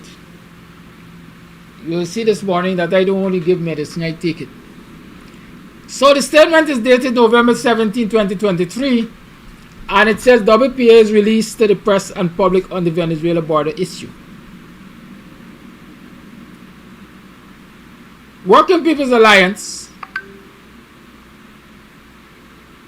joins with other Guyanese organizations and the public at large in total rejection of Venezuela's repeated aggression towards our country. This is a very serious situation which requires an equally serious response from Guyana, the rest of the region, hemisphere, and global community. While the Venezuela leadership is telling the world that it has no intention of invading Guyana, its rhetoric and internal actions leave no doubt that its intention is to hurt our country. That Venezuela challenges the very legitimacy of the current case before the ICJ exposes a dangerous mindset, which can only lead to permanent aggression on the part of Caracas. WPA therefore categorically deems the Venezuela aggression an existential threat to Guyana's inalienable rights as a sovereign country, free from undue harassment and or intimidation from its neighbors. WPA reiterates its acceptance of the 1899 arbitration as the legal determination of our borders and deems Venezuela's actions a violation of international law. This expression of greed by our neighbor has no place in international relations. While we agree that the domestic political situation in Venezuela may be a motivating factor for its recent aggression, we believe that Guyana's rise as a petrostate is ultimately the root cause. WPA commends the government for putting the matter on the front burner of its foreign policy agenda, but we feel that the situation demands a much more proactive national approach that transcends narrow partisan considerations. There is more than a hint of sloth, complacency, and partisan grandstanding, which is in stark contrast to Venezuela's single-mindedness, a recipe which is counterproductive to the collective national interest and security. WPA does not promote an end to domestic political contestation, but we appeal for an enlargement of the political space for joint action in pursuit of an overarching national response to Venezuela. Towards that end, WPA urges an overtly national response by the government and other stakeholders to what is now clearly a permanent problem, one that would not cease to exist even after the ICJ rules in our favor. We therefore call on the government to treat the matter with the requisite seriousness that it deserves by setting up a Venezuela border task force with the expressed task of fashioning and implementing a carefully thought out overall approach to this problem. Such a task force should include members of the National Assembly from both sides of the political divide, representatives of the executive branch, and professionals and experts with the necessary skill set in the relevant areas. Second, WPA feels very strongly that the government, with the support of the National Assembly, should consider calling a counter-referendum in Guyana with the clear intention of affirming Guyana's territorial integrity and our country's commitment to a just, legal, and peaceful resolution to the issue. In relation to the above, the referendum should serve as a medium for popular education and mobilization of the popular mass of Guyanese citizens. Quote, not a blade of grass, end quote, must become more than a slogan. It must be a guide to sensible action. Third, WPA firmly believes that short of an invasion, Venezuela is interested in undermining our major source of national revenue. In that regard, WPA calls on the government to avoid reckless decision-making in the oil and gas sector that could be used as excuses by Venezuela to undermine its growth and stability. Finally, WPA urges the government and people of Guyana not to simplistically harbor the view that our allies and friends would automatically stand with us. All countries act first in pursuit of their national interest. Guyana must therefore be intentional and purposeful in winning over traditional friends and allies to our cause. This requires permanent shuttle diplomacy to CARICOM, Commonwealth, and OAS member states, along with other non-traditional allies. End. Here is the recorded Spanish equivalent of the WPA's statement. Come the man who tell you why you play. Comunicado de la WPA a la prensa y al público sobre la cuestión fronteriza con Venezuela. 17 de noviembre de 2023. La Alianza del Pueblo Trabajador se une a otras organizaciones guyanesas y al público en general en un rechazo total a la repetida agresión de Venezuela hacia nuestro país. Esta es una situación muy grave que requiere una respuesta igualmente seria de Guyana, el resto de la región, el hemisferio y la comunidad global. Si bien el liderazgo de Venezuela le dice al mundo que no tiene intención de invadir Guyana, su retórica y acciones internas no dejan dudas de que su intención es dañar a nuestro país. Que Venezuela cuestione la legitimidad misma del caso actual ante la CIJ expone una mentalidad peligrosa, que solo puede conducir a una agresión permanente por parte de Caracas. La WPA, por lo tanto, considera categóricamente la agresión de Venezuela una amenaza existencial a los derechos inalienables de Guyana como soberana país, libre de acoso o intimidación indebidos por parte de sus vecinos. WPA reitera su aceptación del arbitraje de 1899 como la determinación legal de nuestras fronteras y considera las acciones de Venezuela una violación del derecho internacional. Esta expresión de avaricia de nuestro vecino no tiene cabida en las relaciones internacionales. Si bien estamos de acuerdo en que la situación política interna en Venezuela puede ser un factor motivador de su reciente agresión, creemos que el ascenso de Guyana como petroestado es, en última instancia, la causa fundamental. La WPA elogia al gobierno por poner el asunto en el primer plano de la discusión. Su agenda de política exterior. Pero creemos que la situación exige un enfoque nacional mucho más proactivo que trascienda las estrechas consideraciones partidistas. Hay más que un atisbo de pereza, complacencia y grandilocuencia partidista, lo que contrasta marcadamente con la determinación de Venezuela, una receta que es contraproducente para el interés y la seguridad nacionales colectivos. WPA no promovemos el fin de la contestación política interna, pero apelamos a una ampliación del espacio político para la acción conjunta en pos de una respuesta nacional integral a Venezuela. Con ese fin, la WPA insta a una respuesta abiertamente nacional por parte del gobierno y otras partes interesadas a lo que ahora es claramente un problema permanente. Uno que no dejará de existir incluso después de que la CIJ falle a nuestro favor. Por lo tanto, hacemos un llamado al gobierno para que trate el asunto con la seriedad que merece mediante el establecimiento de un grupo de trabajo fronterizo en Venezuela con la tarea expresa de diseñar e implementar un enfoque general cuidadosamente pensado para este problema. Dicho grupo de trabajo debería incluir miembros de la Asamblea Nacional de ambos lados de la división política, representantes del Poder Ejecutivo y profesionales y expertos con las habilidades necesarias en las áreas relevantes. En segundo lugar, la WPA cree firmemente que el gobierno, con el apoyo de la Asamblea Nacional, debería considerar convocar un contrarreferéndum en Guyana con la clara intención de afirmar la integridad territorial de Guyana y el compromiso de nuestro país con una solución justa, legal y pacífica a la cuestión. Además de lo anterior, el referéndum debería servir como medio para la educación popular y la movilización de la masa popular de ciudadanos guyaneses. Punto. Ni una brizna de hierba debe convertirse en algo más que un eslogan, debe ser una guía para una acción sensata. En tercer lugar, la WPA cree firmemente que, salvo una invasión, Venezuela está interesada en socavar nuestra principal fuente de ingresos nacionales. En ese sentido, WPA llama al gobierno a evitar una toma de decisiones imprudente en el sector de petróleo y gas que podría ser utilizada como excusa por Venezuela para socavar su crecimiento y estabilidad. Finalmente, la WPA insta al gobierno y al pueblo de Guyana a no albergar de manera simplista la opinión de que nuestros aliados y amigos automáticamente nos apoyarían. Todos los países actúan primero en pos de sus intereses nacionales. Por lo tanto, Guyana debe ser intencional y decidida a la hora de ganarse a amigos y aliados tradicionales para nuestra causa. Esto requiere una diplomacia permanente hacia CARICOM y la Commonwealth, y los Estados miembros de la OEA junto con otros aliados no tradicionales. So that was the WPA statement on the Venezuela border controversy, or what we call it, matter.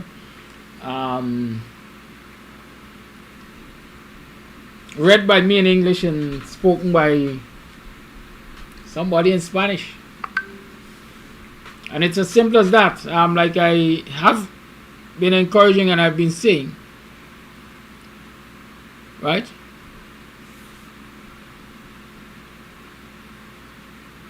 I've been saying we have to start to communicate with the Venezuelans, those who are present here. We have to use a language that they can understand. If they don't understand English, then we have to also reach out so that they can understand what we're saying, and so we have to speak to them in Spanish.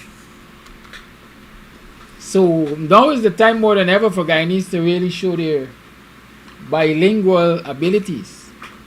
Good. But in short, the WPA is saying, listen, this matter is serious. We are not convinced that the government is doing as much as they can. And it doesn't appear as though they're approaching it with the seriousness that it ought to be approached. And so the WPA is calling on the government to set up a border issue committee. Let me call it that for my own words. Good. an all-inclusive committee to deal with the border matter. I don't think there can be a more nationalistic position. I don't think that one can show more nationalism.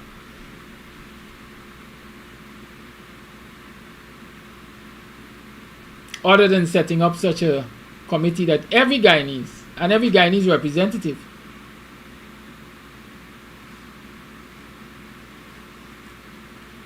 to play a part and give their input into this situation, into finding an amicable resolution of the situation. Ronald Lane is asking if do you understand what you are listening to? At least I don't. You know, sometimes I try not to engage Rhonda. But sometimes I have to engage Rhonda because old people say you must put your brain in gear before your mouth in action. Right? Sometimes there's also a saying, it's best to keep your mouth shut and let others assume that you're ignorant than open it and remove all doubts. Sometimes, Rhonda, you have to learn to sit back, relax, observe, and go with the flow. I read the statement in English.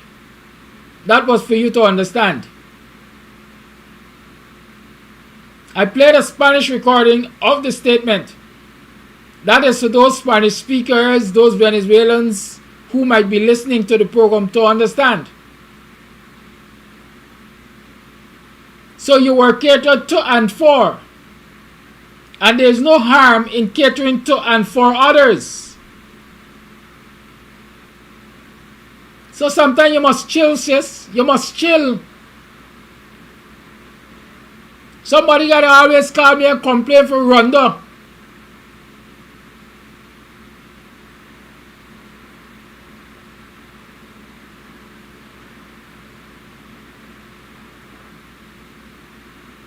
Relax, relax, chillax. The statement was read to you in English. That I'm sure you understand, unless I rest my case there.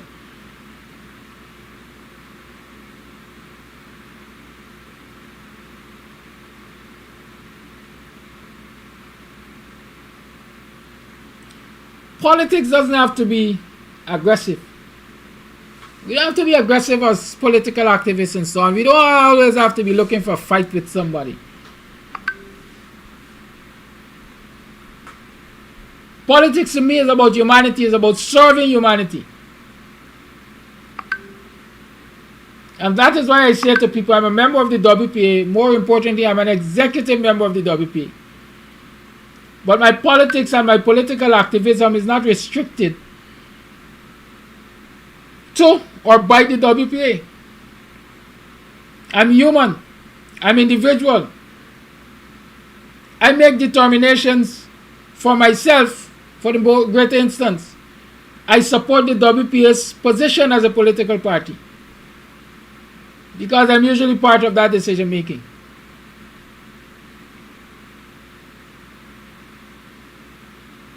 And so I don't have to go there every day and look for a fight to be politically relevant. Just by service to people, I am politically relevant.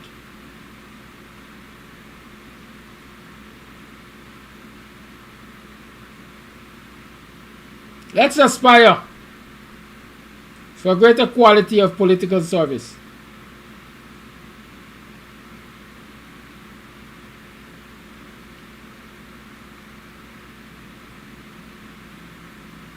I see Sharon Baines is saying that the government of Ghana has no right to accepting Venezuelans in the country because they are aware of the issues between the two countries in terms of this border controversy.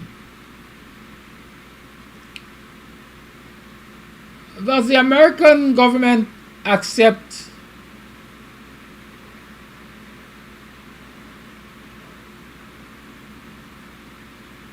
citizens from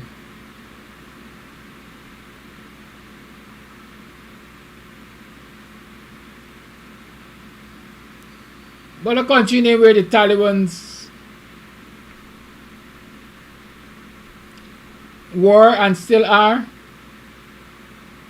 Does the American government accept citizens from countries that it is at war with? Or do they turn them back at the airports?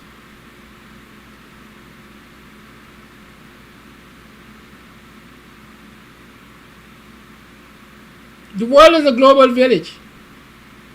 And so not because governments are at rat or loggerheads. Not because governments are at loggerheads. Citizens get turned back at their ports of entry.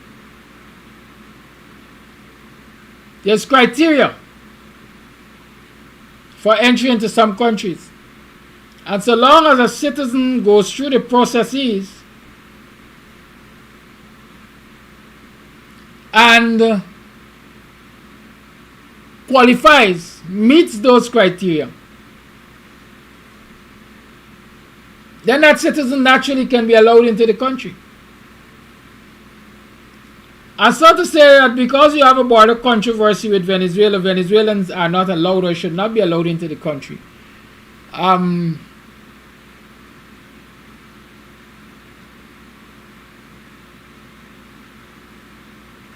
I think it's a little myopic. Right? I think it's a little myopic. Venezuelans can come to Ghana. But given the circumstances, Venezuelans coming to Ghana ought to be screened properly, and proper immigration systems ought to be put in place to manage Venezuelans coming to Ghana.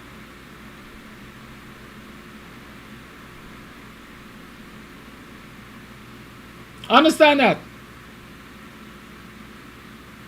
In other countries, Venezuelans are going to the US, mind you. And they're becoming a problem for, based on what I understand, for the American system. Because they're there in large numbers. And they're now doing things on the streets that maybe Venezuelans are not accustomed to. Somebody's calling me. Should I take this call? Let me see. Good morning. How may I help?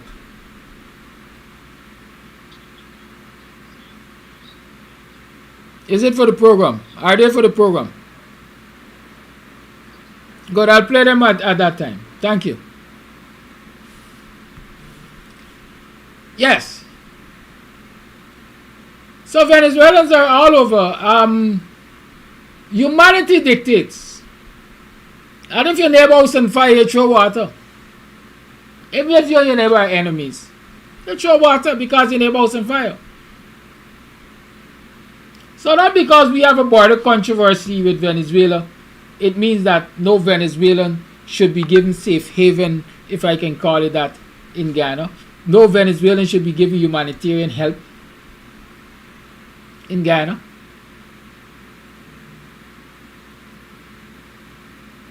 But it informs us that since we have this controversy, even if we are willing to assist from the humanitarian aspect of things, we also have to take into consideration the security aspects of things.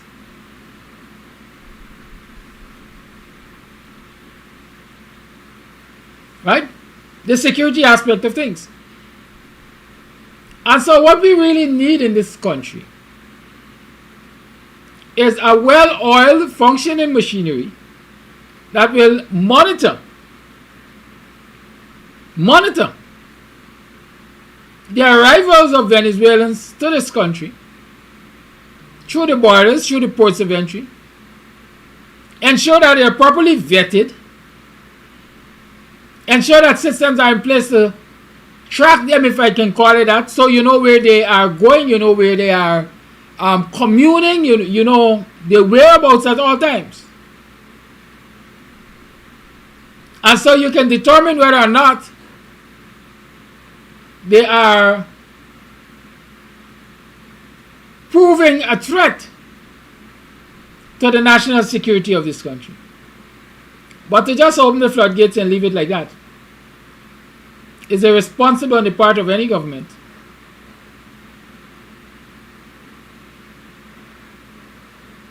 It is irresponsible on the part of any government. And so I have said my personal position is, I've just shared with you WP's position. I have said previously, and I did say to you at that time when the WP has a position, I'll share it with you.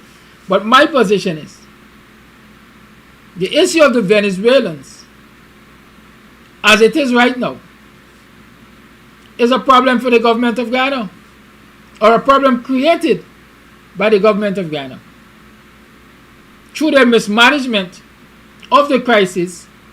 Some will argue for their own political gains.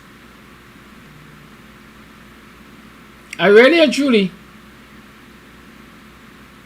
don't know if there can really be political gains from a situation as volatile as this.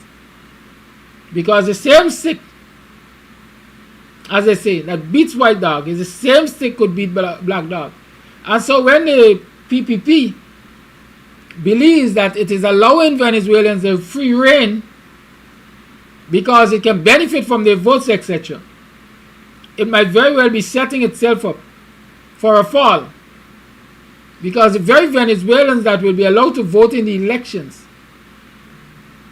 to give the PPP a numerical advantage might be the very Venezuelans who will result in their undoing when the likes of Maduro, etc., decides that we should make a move on Ghana.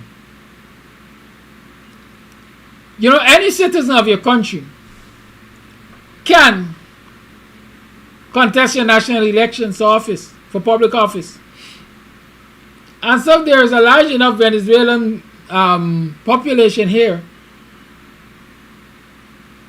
and Venezuelan influence who is to say that by the time the next election cycle comes around, there's not a Venezuelan born candidate who is Guyanese that can contest the elections and create chaos, not only for the opposition but also for the PPP. Huh?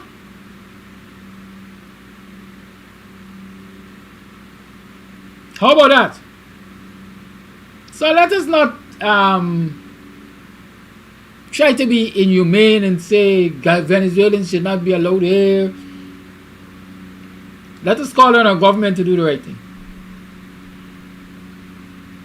Because as signatories, because I'm sure Guyana is a signature to the International Organization for Migration and other such UN treaties and so on in terms of the treatment of refugees and UNHCR and stuff like that. I'm sure Guyana is signatory to a whole lot of conventions. And so it's not easy to say, well, no, we don't want Venezuelans here. No, we don't want economic migrants here. No, we don't want refugees here. No. But there's protocol, there are processes for the management of such situations. What we as Guyanese have to do is insist that our government follows the protocols. And that is why I will maintain our fight as citizens is not with the Venezuelans. Our fight is with our government. And until we are prepared and ready and willing to fight our government to do the right thing, we will be exposed. We will be at risk. We will be endangered.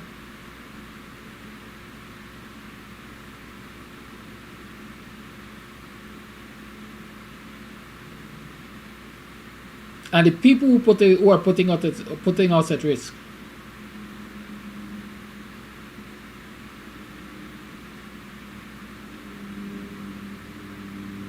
are the people we have given political power to. They are the people we have to hold accountable. And I stand firmly by that. Jomo is saying we cannot compare Ghana's immigration system to that of the United States. Why not?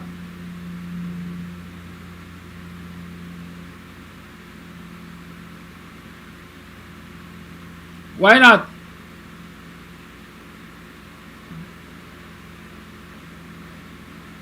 You see, we always accept mediocrity and say, we're a small nation, we can't compare ourselves to this country and that country and the other country.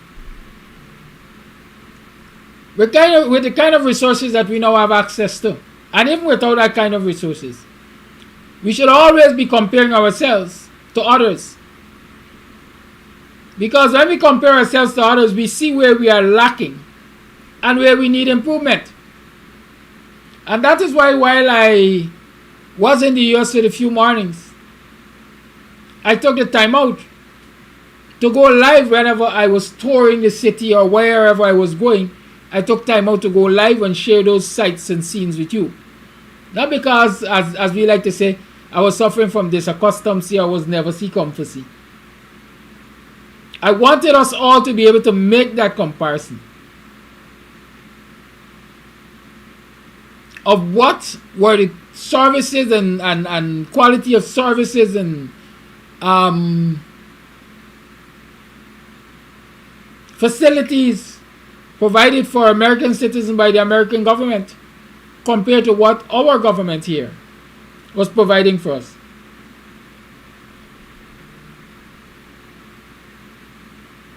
Right? We must make comparisons. And when we compare, we must take that which can work for us and implement it. We have resources now that can help us to improve on our immigration. We have resources now that can help us to improve on the management of our human capital.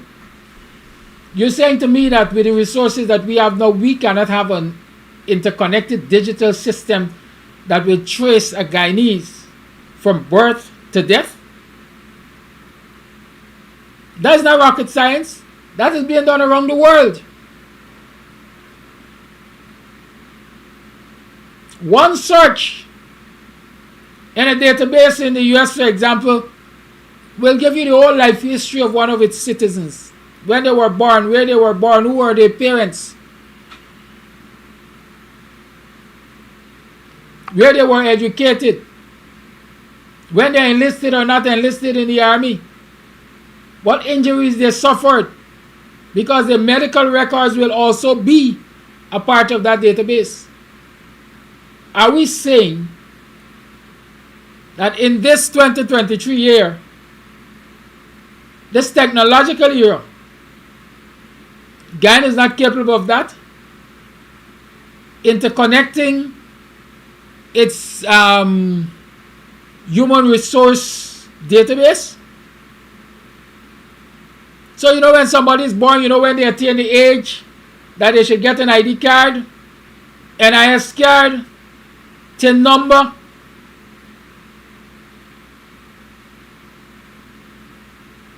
Automatically, those things are generated in other parts of the world. The citizen only has to turn up and collect them. When you get married, the system updates you as a married person, who you're married to. And there's another, whatever we call it, sprang of data to show your marriage relations and all of that. And then when you die, of course, that too is in the system. So why mustn't we compare? Why mustn't we compare Guyana to the US or Canada or the UK or Australia or the EU or wherever? When you compare, you recognize what the possibilities are. And if you're serious about your national development and good governance, you'd work your resources to at least get close to what is represented in the other sections of the world. So let us stop this thing that we can't compare. Let us stop that thing. We should compare. So that's me on Venezuela and this so-called crisis. It's 24 minutes past the 8 o'clock hour. I'm moving to move the lines shortly. But I want to revisit quickly for you. A lot of people have been celebrating the Brian Max tapes, let me call him that, and some of the things that he has said. And one of the things he has said is that Jack Dio knows about Saturday Saw killing, murder. Nothing new there, because I've said that long before. And many of us have said that long before, and many of us have suspected that long before. And every time I speak on this matter, I say to you, as far as I know, or as far as the intelligence shows, Saturday Saw was killed because he dared to object to the selling or leasing of Cow Island at that time to Roger Khan. Dared to. Because as a Minister of Agriculture, Cow Island, along with other places, apparently fell under his remit. And he had to sign off, yes, because it was to be given to Roger, as far as I understand, as a logging operation. So it was an agricultural issue.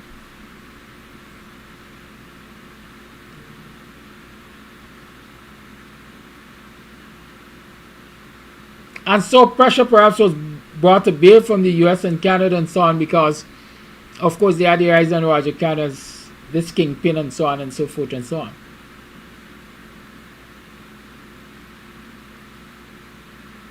And he refused to sign off on some documents, from my understanding. Came under pressure from Jack Dio, allegedly, and threatened to leave the government. Threatened to leave the government. Like the mafia, when you're in, you're in. You don't leave until you die. Because you know so much. And that is what it is alleged is responsible for his demise. I've just been told by a source very close to that matter there, that indeed the orders were allegedly given by Jack Dio to Roger Khan.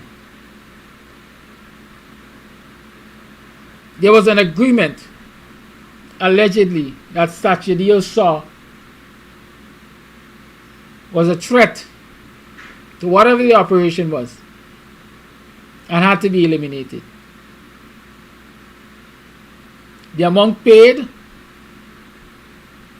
to the people who did the elimination was $40 million.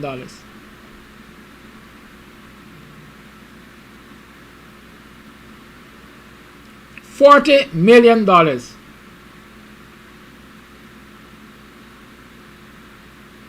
Paid to the executioners.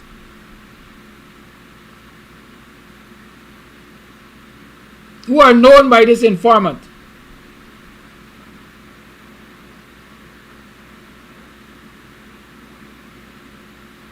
I must ask the investigators of this murder,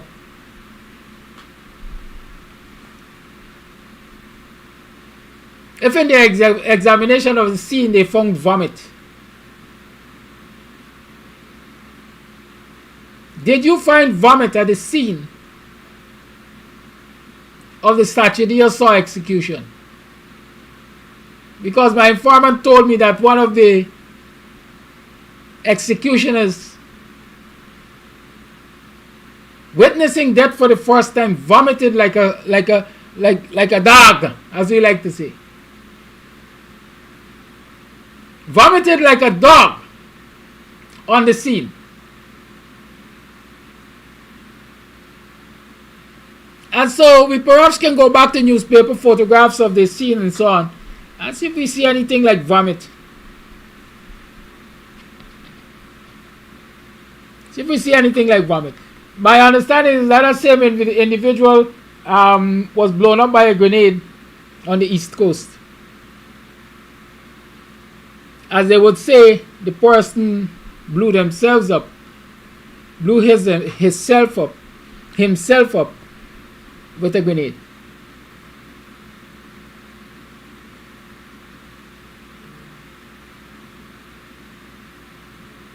There's a lot more where that came from, according to the informant. They have first-hand information of what went down that fateful night.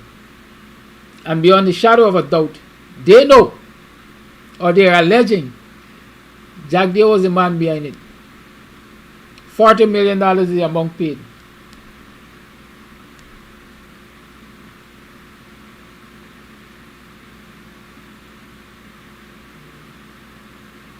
And at least 3 of the executioners are all dead. So this might be a good time to reveal some names. I hope the informant is going to get to that point and reveal those names to the public. But at least 3 of the executioners are all dead.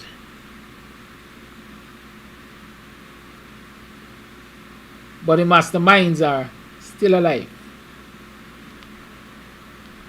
That's the kind of country you live in, where murderous criminal people can head your government and do so comfortably. No international war crimes, no international investigations as to crimes against humanity, etc., etc. But they can sit there and lord it over people and manipulate people with tapes of buggery and stuff like that. And we believe that we are in the best country. Some people believe that that is the best government for the country. A country that blackmails its citizens and murders its politicians. The lines are open. 6225933 is the number to call. As a matter of fact, there's... As a matter of fact, let me give you this one. There's another piece of anecdotal evidence that y'all can check out. And those who don't know, I was told that after the $40 million was paid,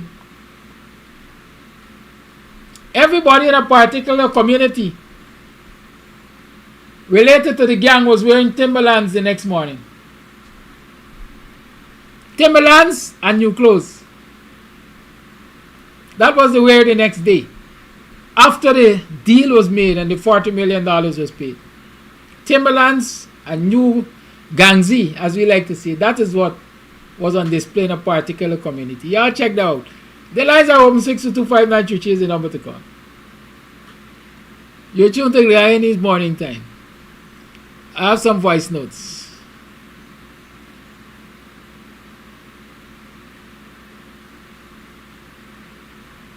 Y'all don't come for me. I'm only the conduit. I'm not the messenger.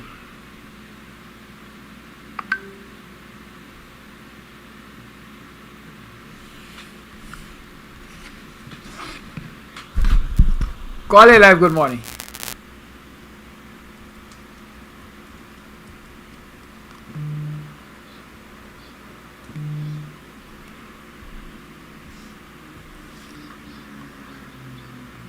Your party. At any point in their existence as a party, have they done any right?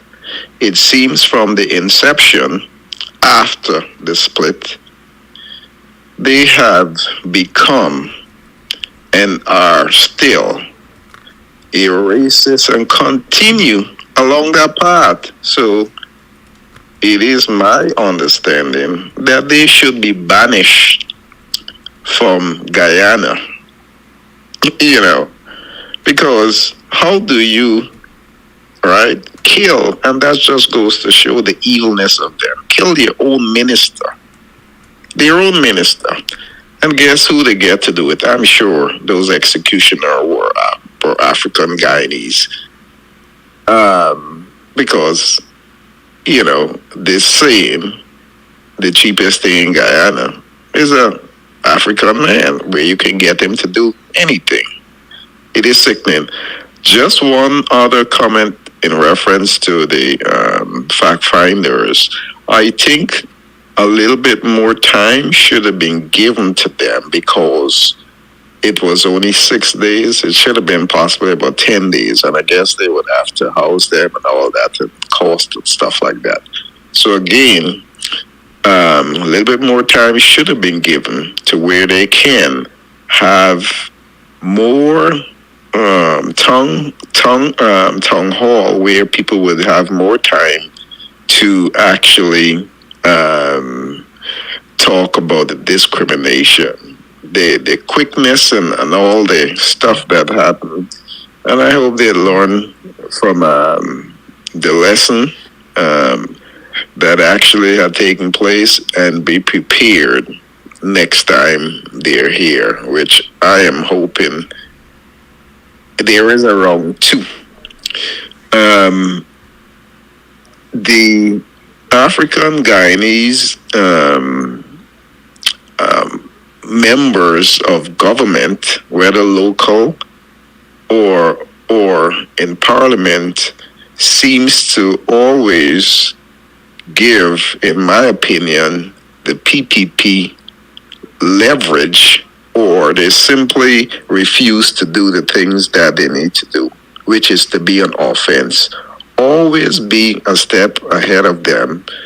I heard the mayor of Georgetown, Mentos, threatening to take the PPP or the central government to court for taxes and stuff like that. Why even issue a threat? Go ahead and take them to court. Again, we seems to always appease and think that they're going to do the right thing. They're not going to. So we've got to stop it, man. And I just don't know if we have it in our nature to do this thing. We always appeasing. Daniel Seram, all of those jokers simply need to be gotten rid of. Some new breed of young folks need to be taught how to fight.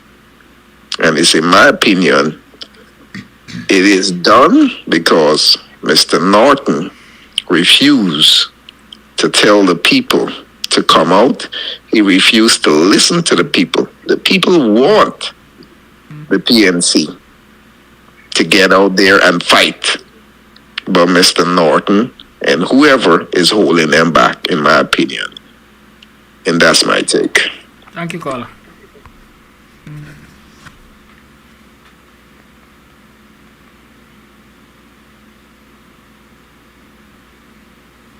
I have some voice notes to share.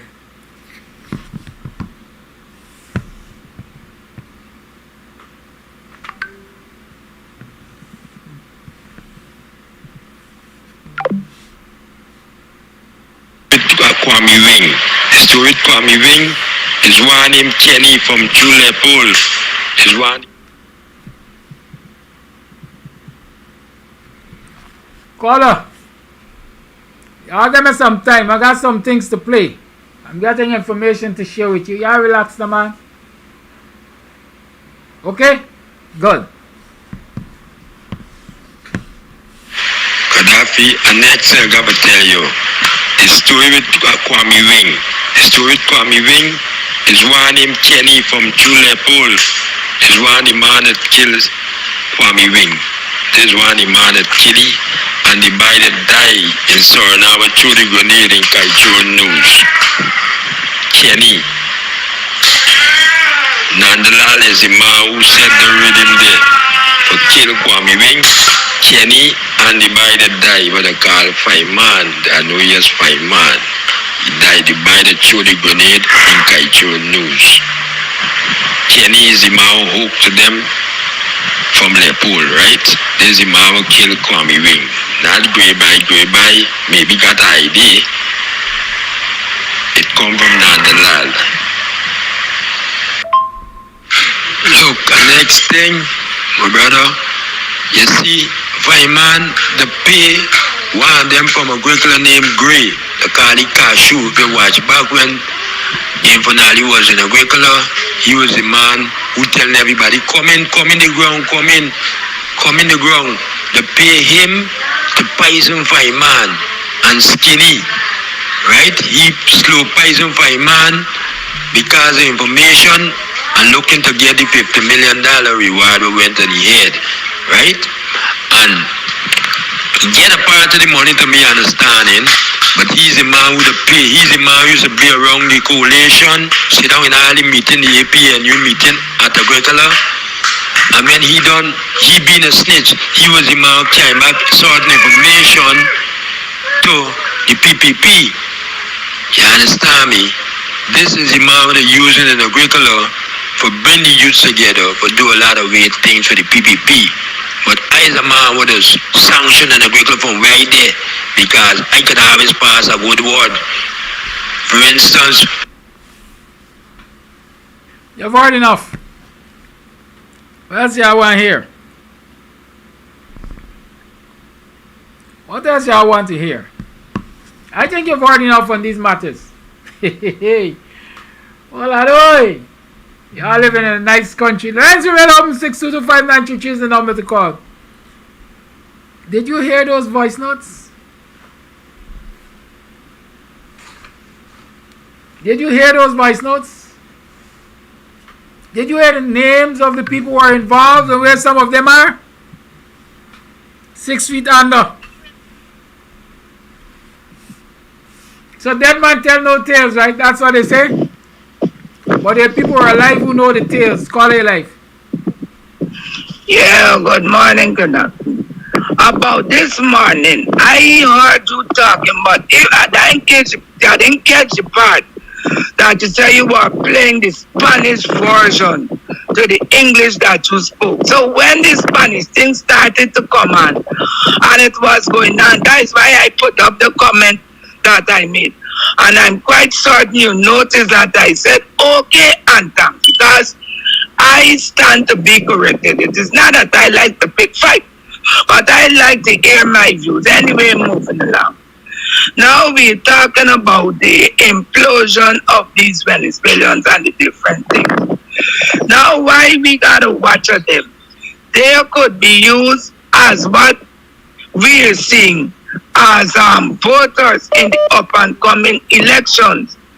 Also what you say, they can even have a candidate amongst themselves. And we have got to study if these people could place themselves in strategic points in the country as a whole. We stand to lose big, because anybody will be true to their country and taking in Venezuelans here, they will not be true to the Guyanese public. They will always tell themselves, me, I'm a Venezuelan. Now moving along. As we all know, many of them here are destroying the natural flow of Guyana. I could speak about an experience last week, Tuesday, in a store with a Venezuelan who got a job as a barber attendant. And I go into that store, used to go, because I ain't going them back anymore, to that store on a number of occasions. And I was never told to put my handbag in the bag bay. Now they are claiming many, and it is a fact, lots of these people, they are stealing. You put your bag in the bag bay, by the time you go back there, things you might have in your bag, you may not find it. Who can you blame?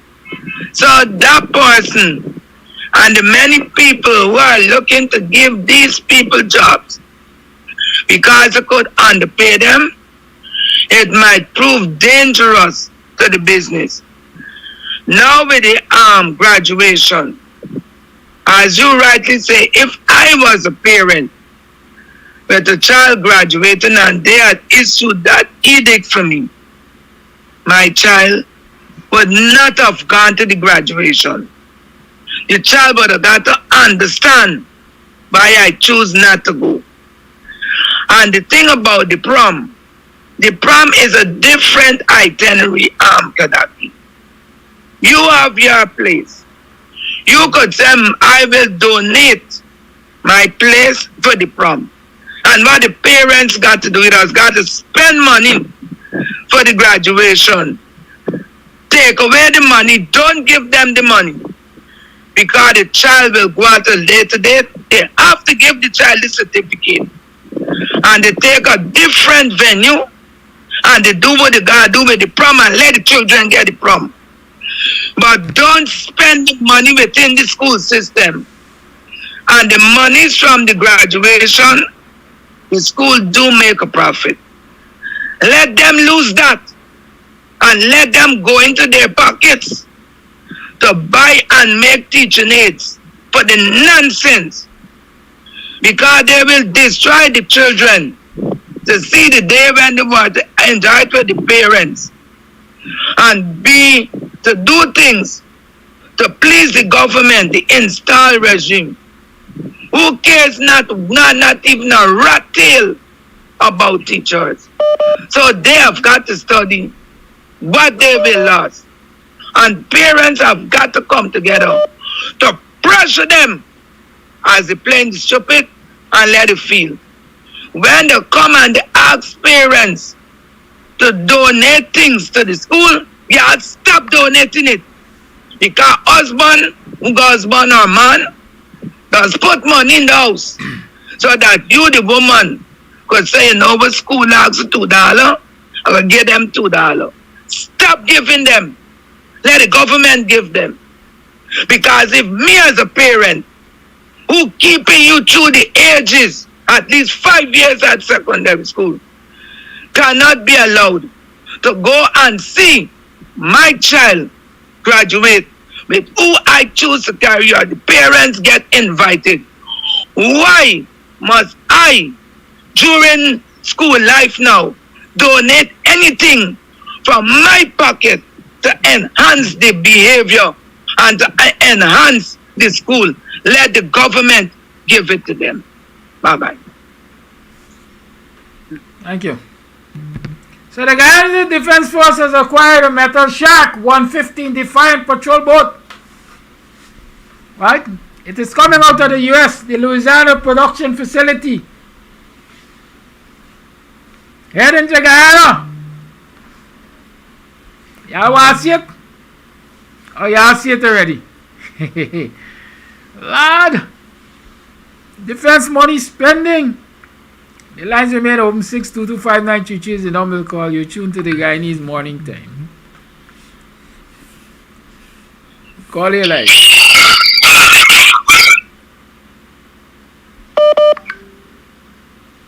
Call your live. Yes, good morning to you and all my black brothers and sisters in Guyana. Help is on the way. This is Uncle Flash. You see all them tape coming out now? David Granger was inside there. Why the same caller come and go and tell David Granger that Kenny killed that man for take action? Let me don't get carried with this nonsense coming and talk now. It make no purpose now for you come out and talk that. And let Uncle Flash say the same. The American government gets secret for Jack Josu, and Jack Josu get secret for who? For the American government. So this is nonsense. Let us focus for vote them out. Let us focus for vote the PPP them out, because the American government will do nothing to Jack Joe. The American government knows in Baka's time, because I was home when Baka's brother get killed. And when the brother went to the embassy, Jack Joe was in India, believe. But when he returned back to Guyana, the ambassador at that time was a black African brother.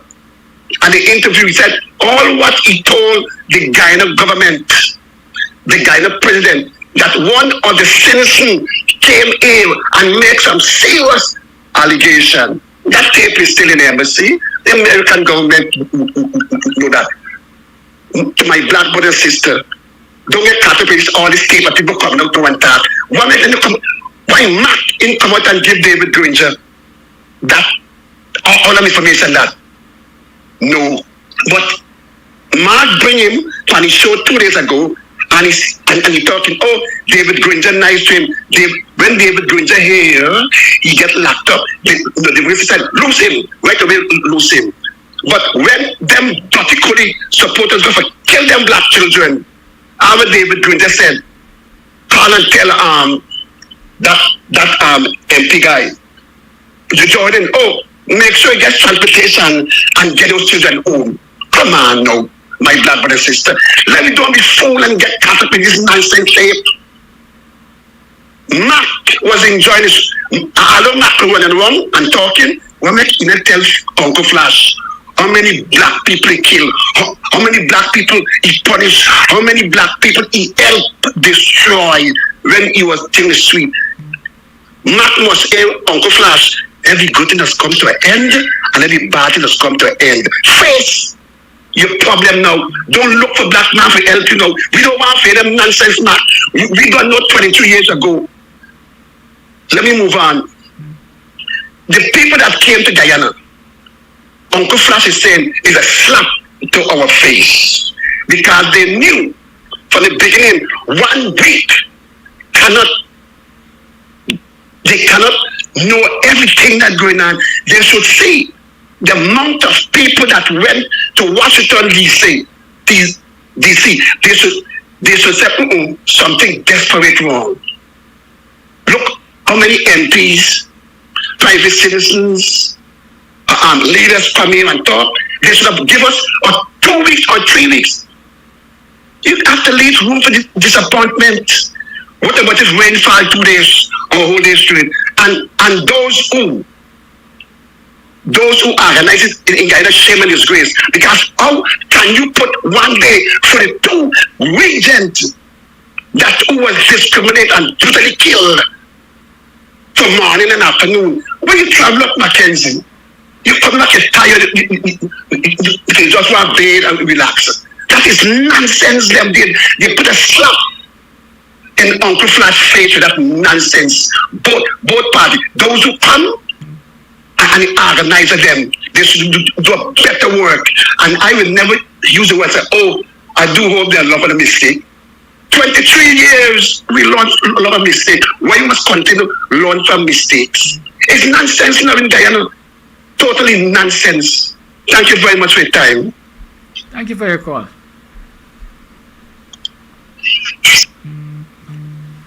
I want to say there's nothing like old information.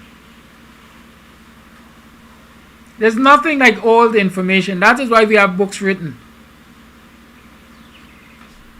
That is why we study history. Because when we revisit things over time, they actually teach us and prepare us for the present and the future. Like I said, based on the information, at least 3 of the people who were involved in this Saturday Sam murder execution are dead. You might not be able to bring any of them to justice. But the informant tells us who the mastermind was, or who is allegedly the mastermind. Can you hold them accountable? Can that information empower you in terms of knowing what you're dealing with and how to deal with it? They ain't got old information. Like they ain't got old book.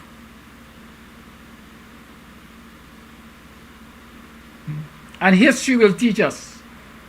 And if we pay attention to history, we will know how to deal with the present and the future. Call your life. All Guyanese. Good morning, everyone in the diaspora. Great comments by everyone this morning. You just said if we learn from history, we will know how to deal with matters in the future. And Mr. Amsterdam, you know, on the Venezuelan issue, the history is that in 1648, Spain relinquished part of its territory to the Dutch. The same Spain that's in control of Venezuela. And at that time it was called Gran Colombia. All of those territories that they are known as Colombia and Venezuela now, they were known as Grand Colombia. And Venezuela was just like a little territory inside belonging to Spain as Colombia and the rest of them. The point I'm getting at here is when Spain decided to relinquish its territory to the Dutch. What I want us to look at is Guyana was under the Dutch control. Essequibo was under the Dutch control in 1648. Not too far off, but 1648 was under the Dutch control. And Spain didn't have an issue. Spain didn't have an issue with Essequibo in 1648. We're looking at the timeline. Now, in 1813, when Simon Bolivar, the liberator of South America, took away all of the South American territories from Spain, Simon Bolivar did not raise an issue with the Dutch, who were right there at the border. Simon Bolivar raised an issue with everybody else. Did we know that Simon Bolivar created Colombia? He created Panama. He created Bolivia and named Bolivia after himself. Bolivia. Peru and other countries, and Colombia. He liberated all those countries, but he did not take Essequibo. Now, if you know anything about Simon Bolivar, he's not an easy fellow. He's one of the greatest revolutionaries in the world. Simon Bolivar left Essequibo alone because Essequibo was not under the Spanish. It was under the Dutch. And the point is now, how come Essequibo was left alone then, but all of a sudden now, Essequibo belonged to Venezuela? It could not be. It's totally laughable. So for those of us who are interested in the matter, need to go back and look and see when Spain separated from the Dutch, they didn't have a issue at the Essequibo border. There was none. Okay, so I just wanted to touch on that so we could walk back through the history. Now, Mr. Amsterdam, I had shared 3 documents with you on Venezuela. If you could kindly put them up on the screen for persons to see, because we are putting out information about Venezuela. The first document that you could put up there is the one that shows from the United States Justice Department. The United States Justice Department has indicted the president, the current president of Venezuela. His name is Nicolas Maduro Manoros. President Maduro has been indicted. Him and 14 of the current former Venezuelan officials were charged with narco, terrorism, corruption, and drug trafficking. This is coming directly from the United States Justice Department, together with the DEA. They charged Maduro with that crime on March 26, 2020. Maduro has been indicted and charged. Him and 14 others. His vice president, a Supreme Court justice, to hide the chief judge of his court. They're being charged for trafficking in cocaine, narco trafficking, in alliance with the FARC of Colombia. And those charges carry everywhere from 10 years to life in prison.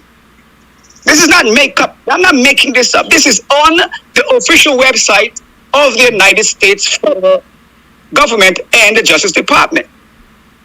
There is also a reward for a lot of Venezuelans out there in Guyana. There is also a $15 million reward for anybody that could deliver up Maduro to the United States government. If you don't believe me, you go on the website. Mr. Kadaki has it up there. I can't see my screen right now. I hope he has it up there so we could see. The United States government is offering $15 million for anybody in Region 1, Barima, Waini, or any part of Guyana that has information that could deliver up Maduro. So Maduro is in the same predicament as Manuel Noriega. Make no mistake about it. They came in there and removed Manuel Noriega. And Noriega knows, and Maduro knows it's just a matter of time before the United States government comes in there and removes him out of Venezuela.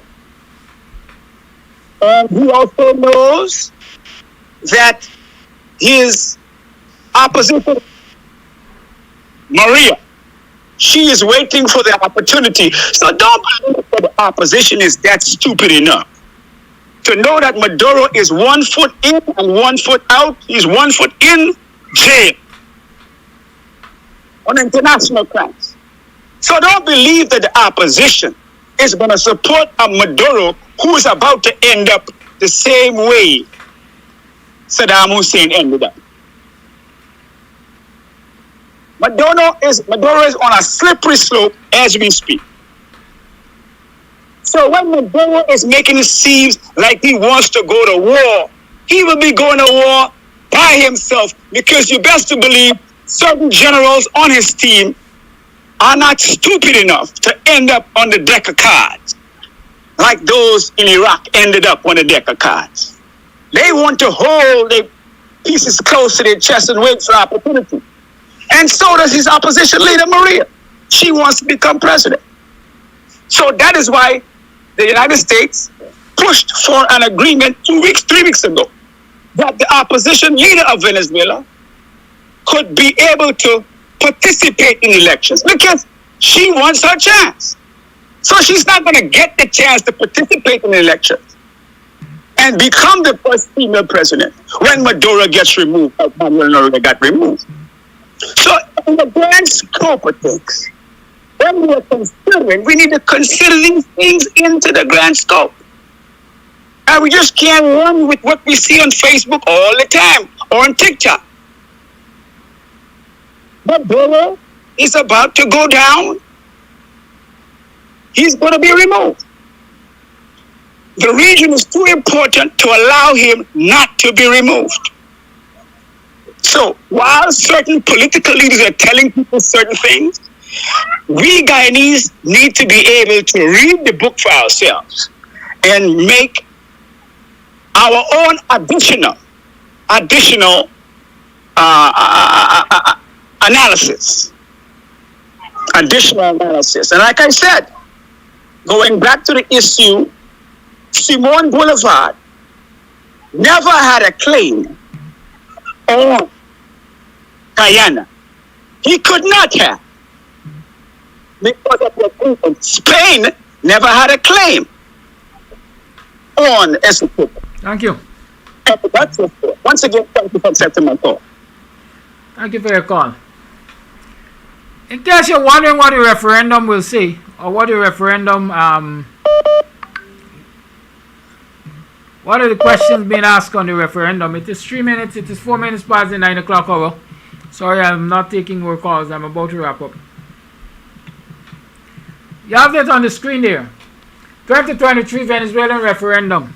First question, do you agree to reject by all means in accordance with the law the line fraudulently interposed by the 1899 Paris Arbitration Award, which seeks to deprive us of our Guyana Essequibo?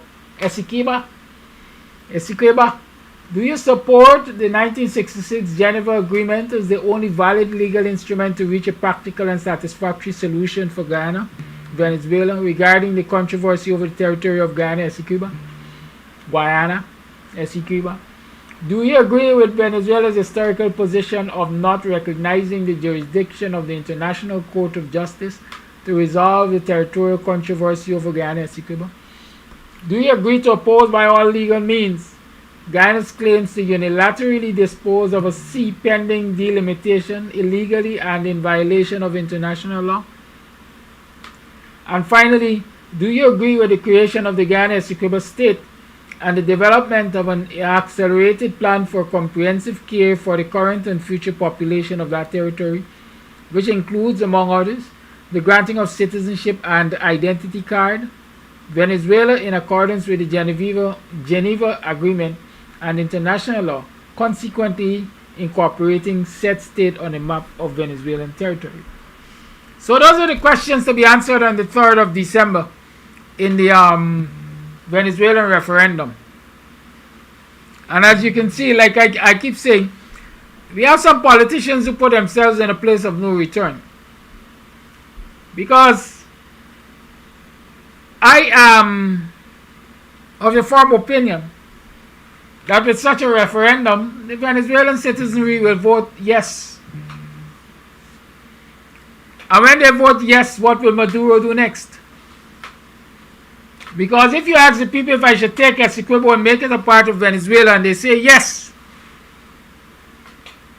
then they have given you they go ahead to take action. Is Maduro going to back off, back down, be a weakling, or he is going to want to flex his muscle to show that he's man of his word, especially knowing that he wants to win the next elections in Venezuela? Some people are suggesting that he may not get to that election date, or he might not even get to this referendum, or the referendum perhaps will never take place, or the referendum is not going to give him the go-ahead to do some of the things which it suggests you would like to do. But the WPA is saying that regardless of what we think and what some people are suggesting, the matter is important enough for every stakeholder, every representative group to have a part to play in, I would say, the management of this situation and finding solutions for its resolutions. Good. You've heard a statement of the WPA, both in English and Spanish. I'm going to post them to my page so you can always revisit it if you so desire.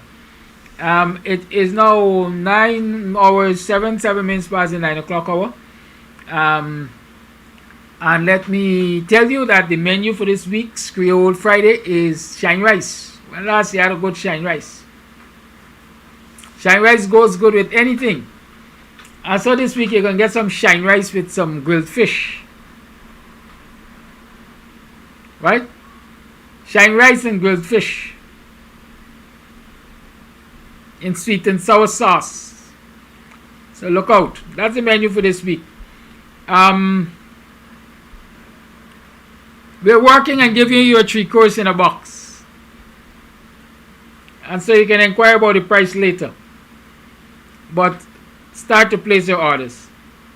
Okay? Start to place your orders.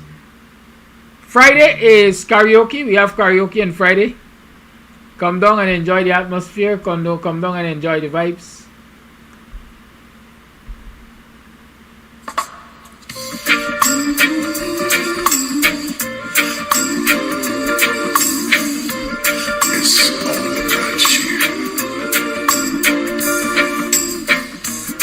LA's fine, sunshine most of the time, and the feeling's laid back. Palm tree grove, rent so low, don't you know? I keep working my way back. But I'm a Jamaican boy who's born and raised. Nowadays I'm lost between two shores.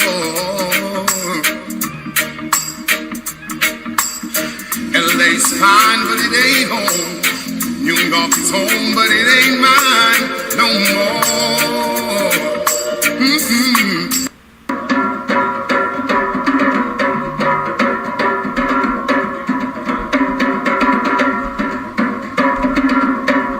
so it's karaoke and one-man band this weekend, this Friday. Karaoke and one-man band at Club Twilight. Come on down and have a good time. Okay, and remember to check out Veron's. Are you planning your next visit to Oil Ridge, Guyana, South America? Well, let's accommodate you at Veron's Cheerful Country Manor. With free secured on-premises parking, our beautiful vacation air-conditioned home offers 3 beds, 2 bathrooms, a spacious kitchen, and all modern amenities. Located at Tushen, on the eastern bank of the mighty Essequibo and the western coast of Demerara, Veron's Cheerful Country Manor is just a stone throw from the ocean. Make that reservation now on Airbnb and VRBO. For contact, call us on 516-770-3053 or 592-685-3521. Make Veron's Cheerful Country Manor your home away from home.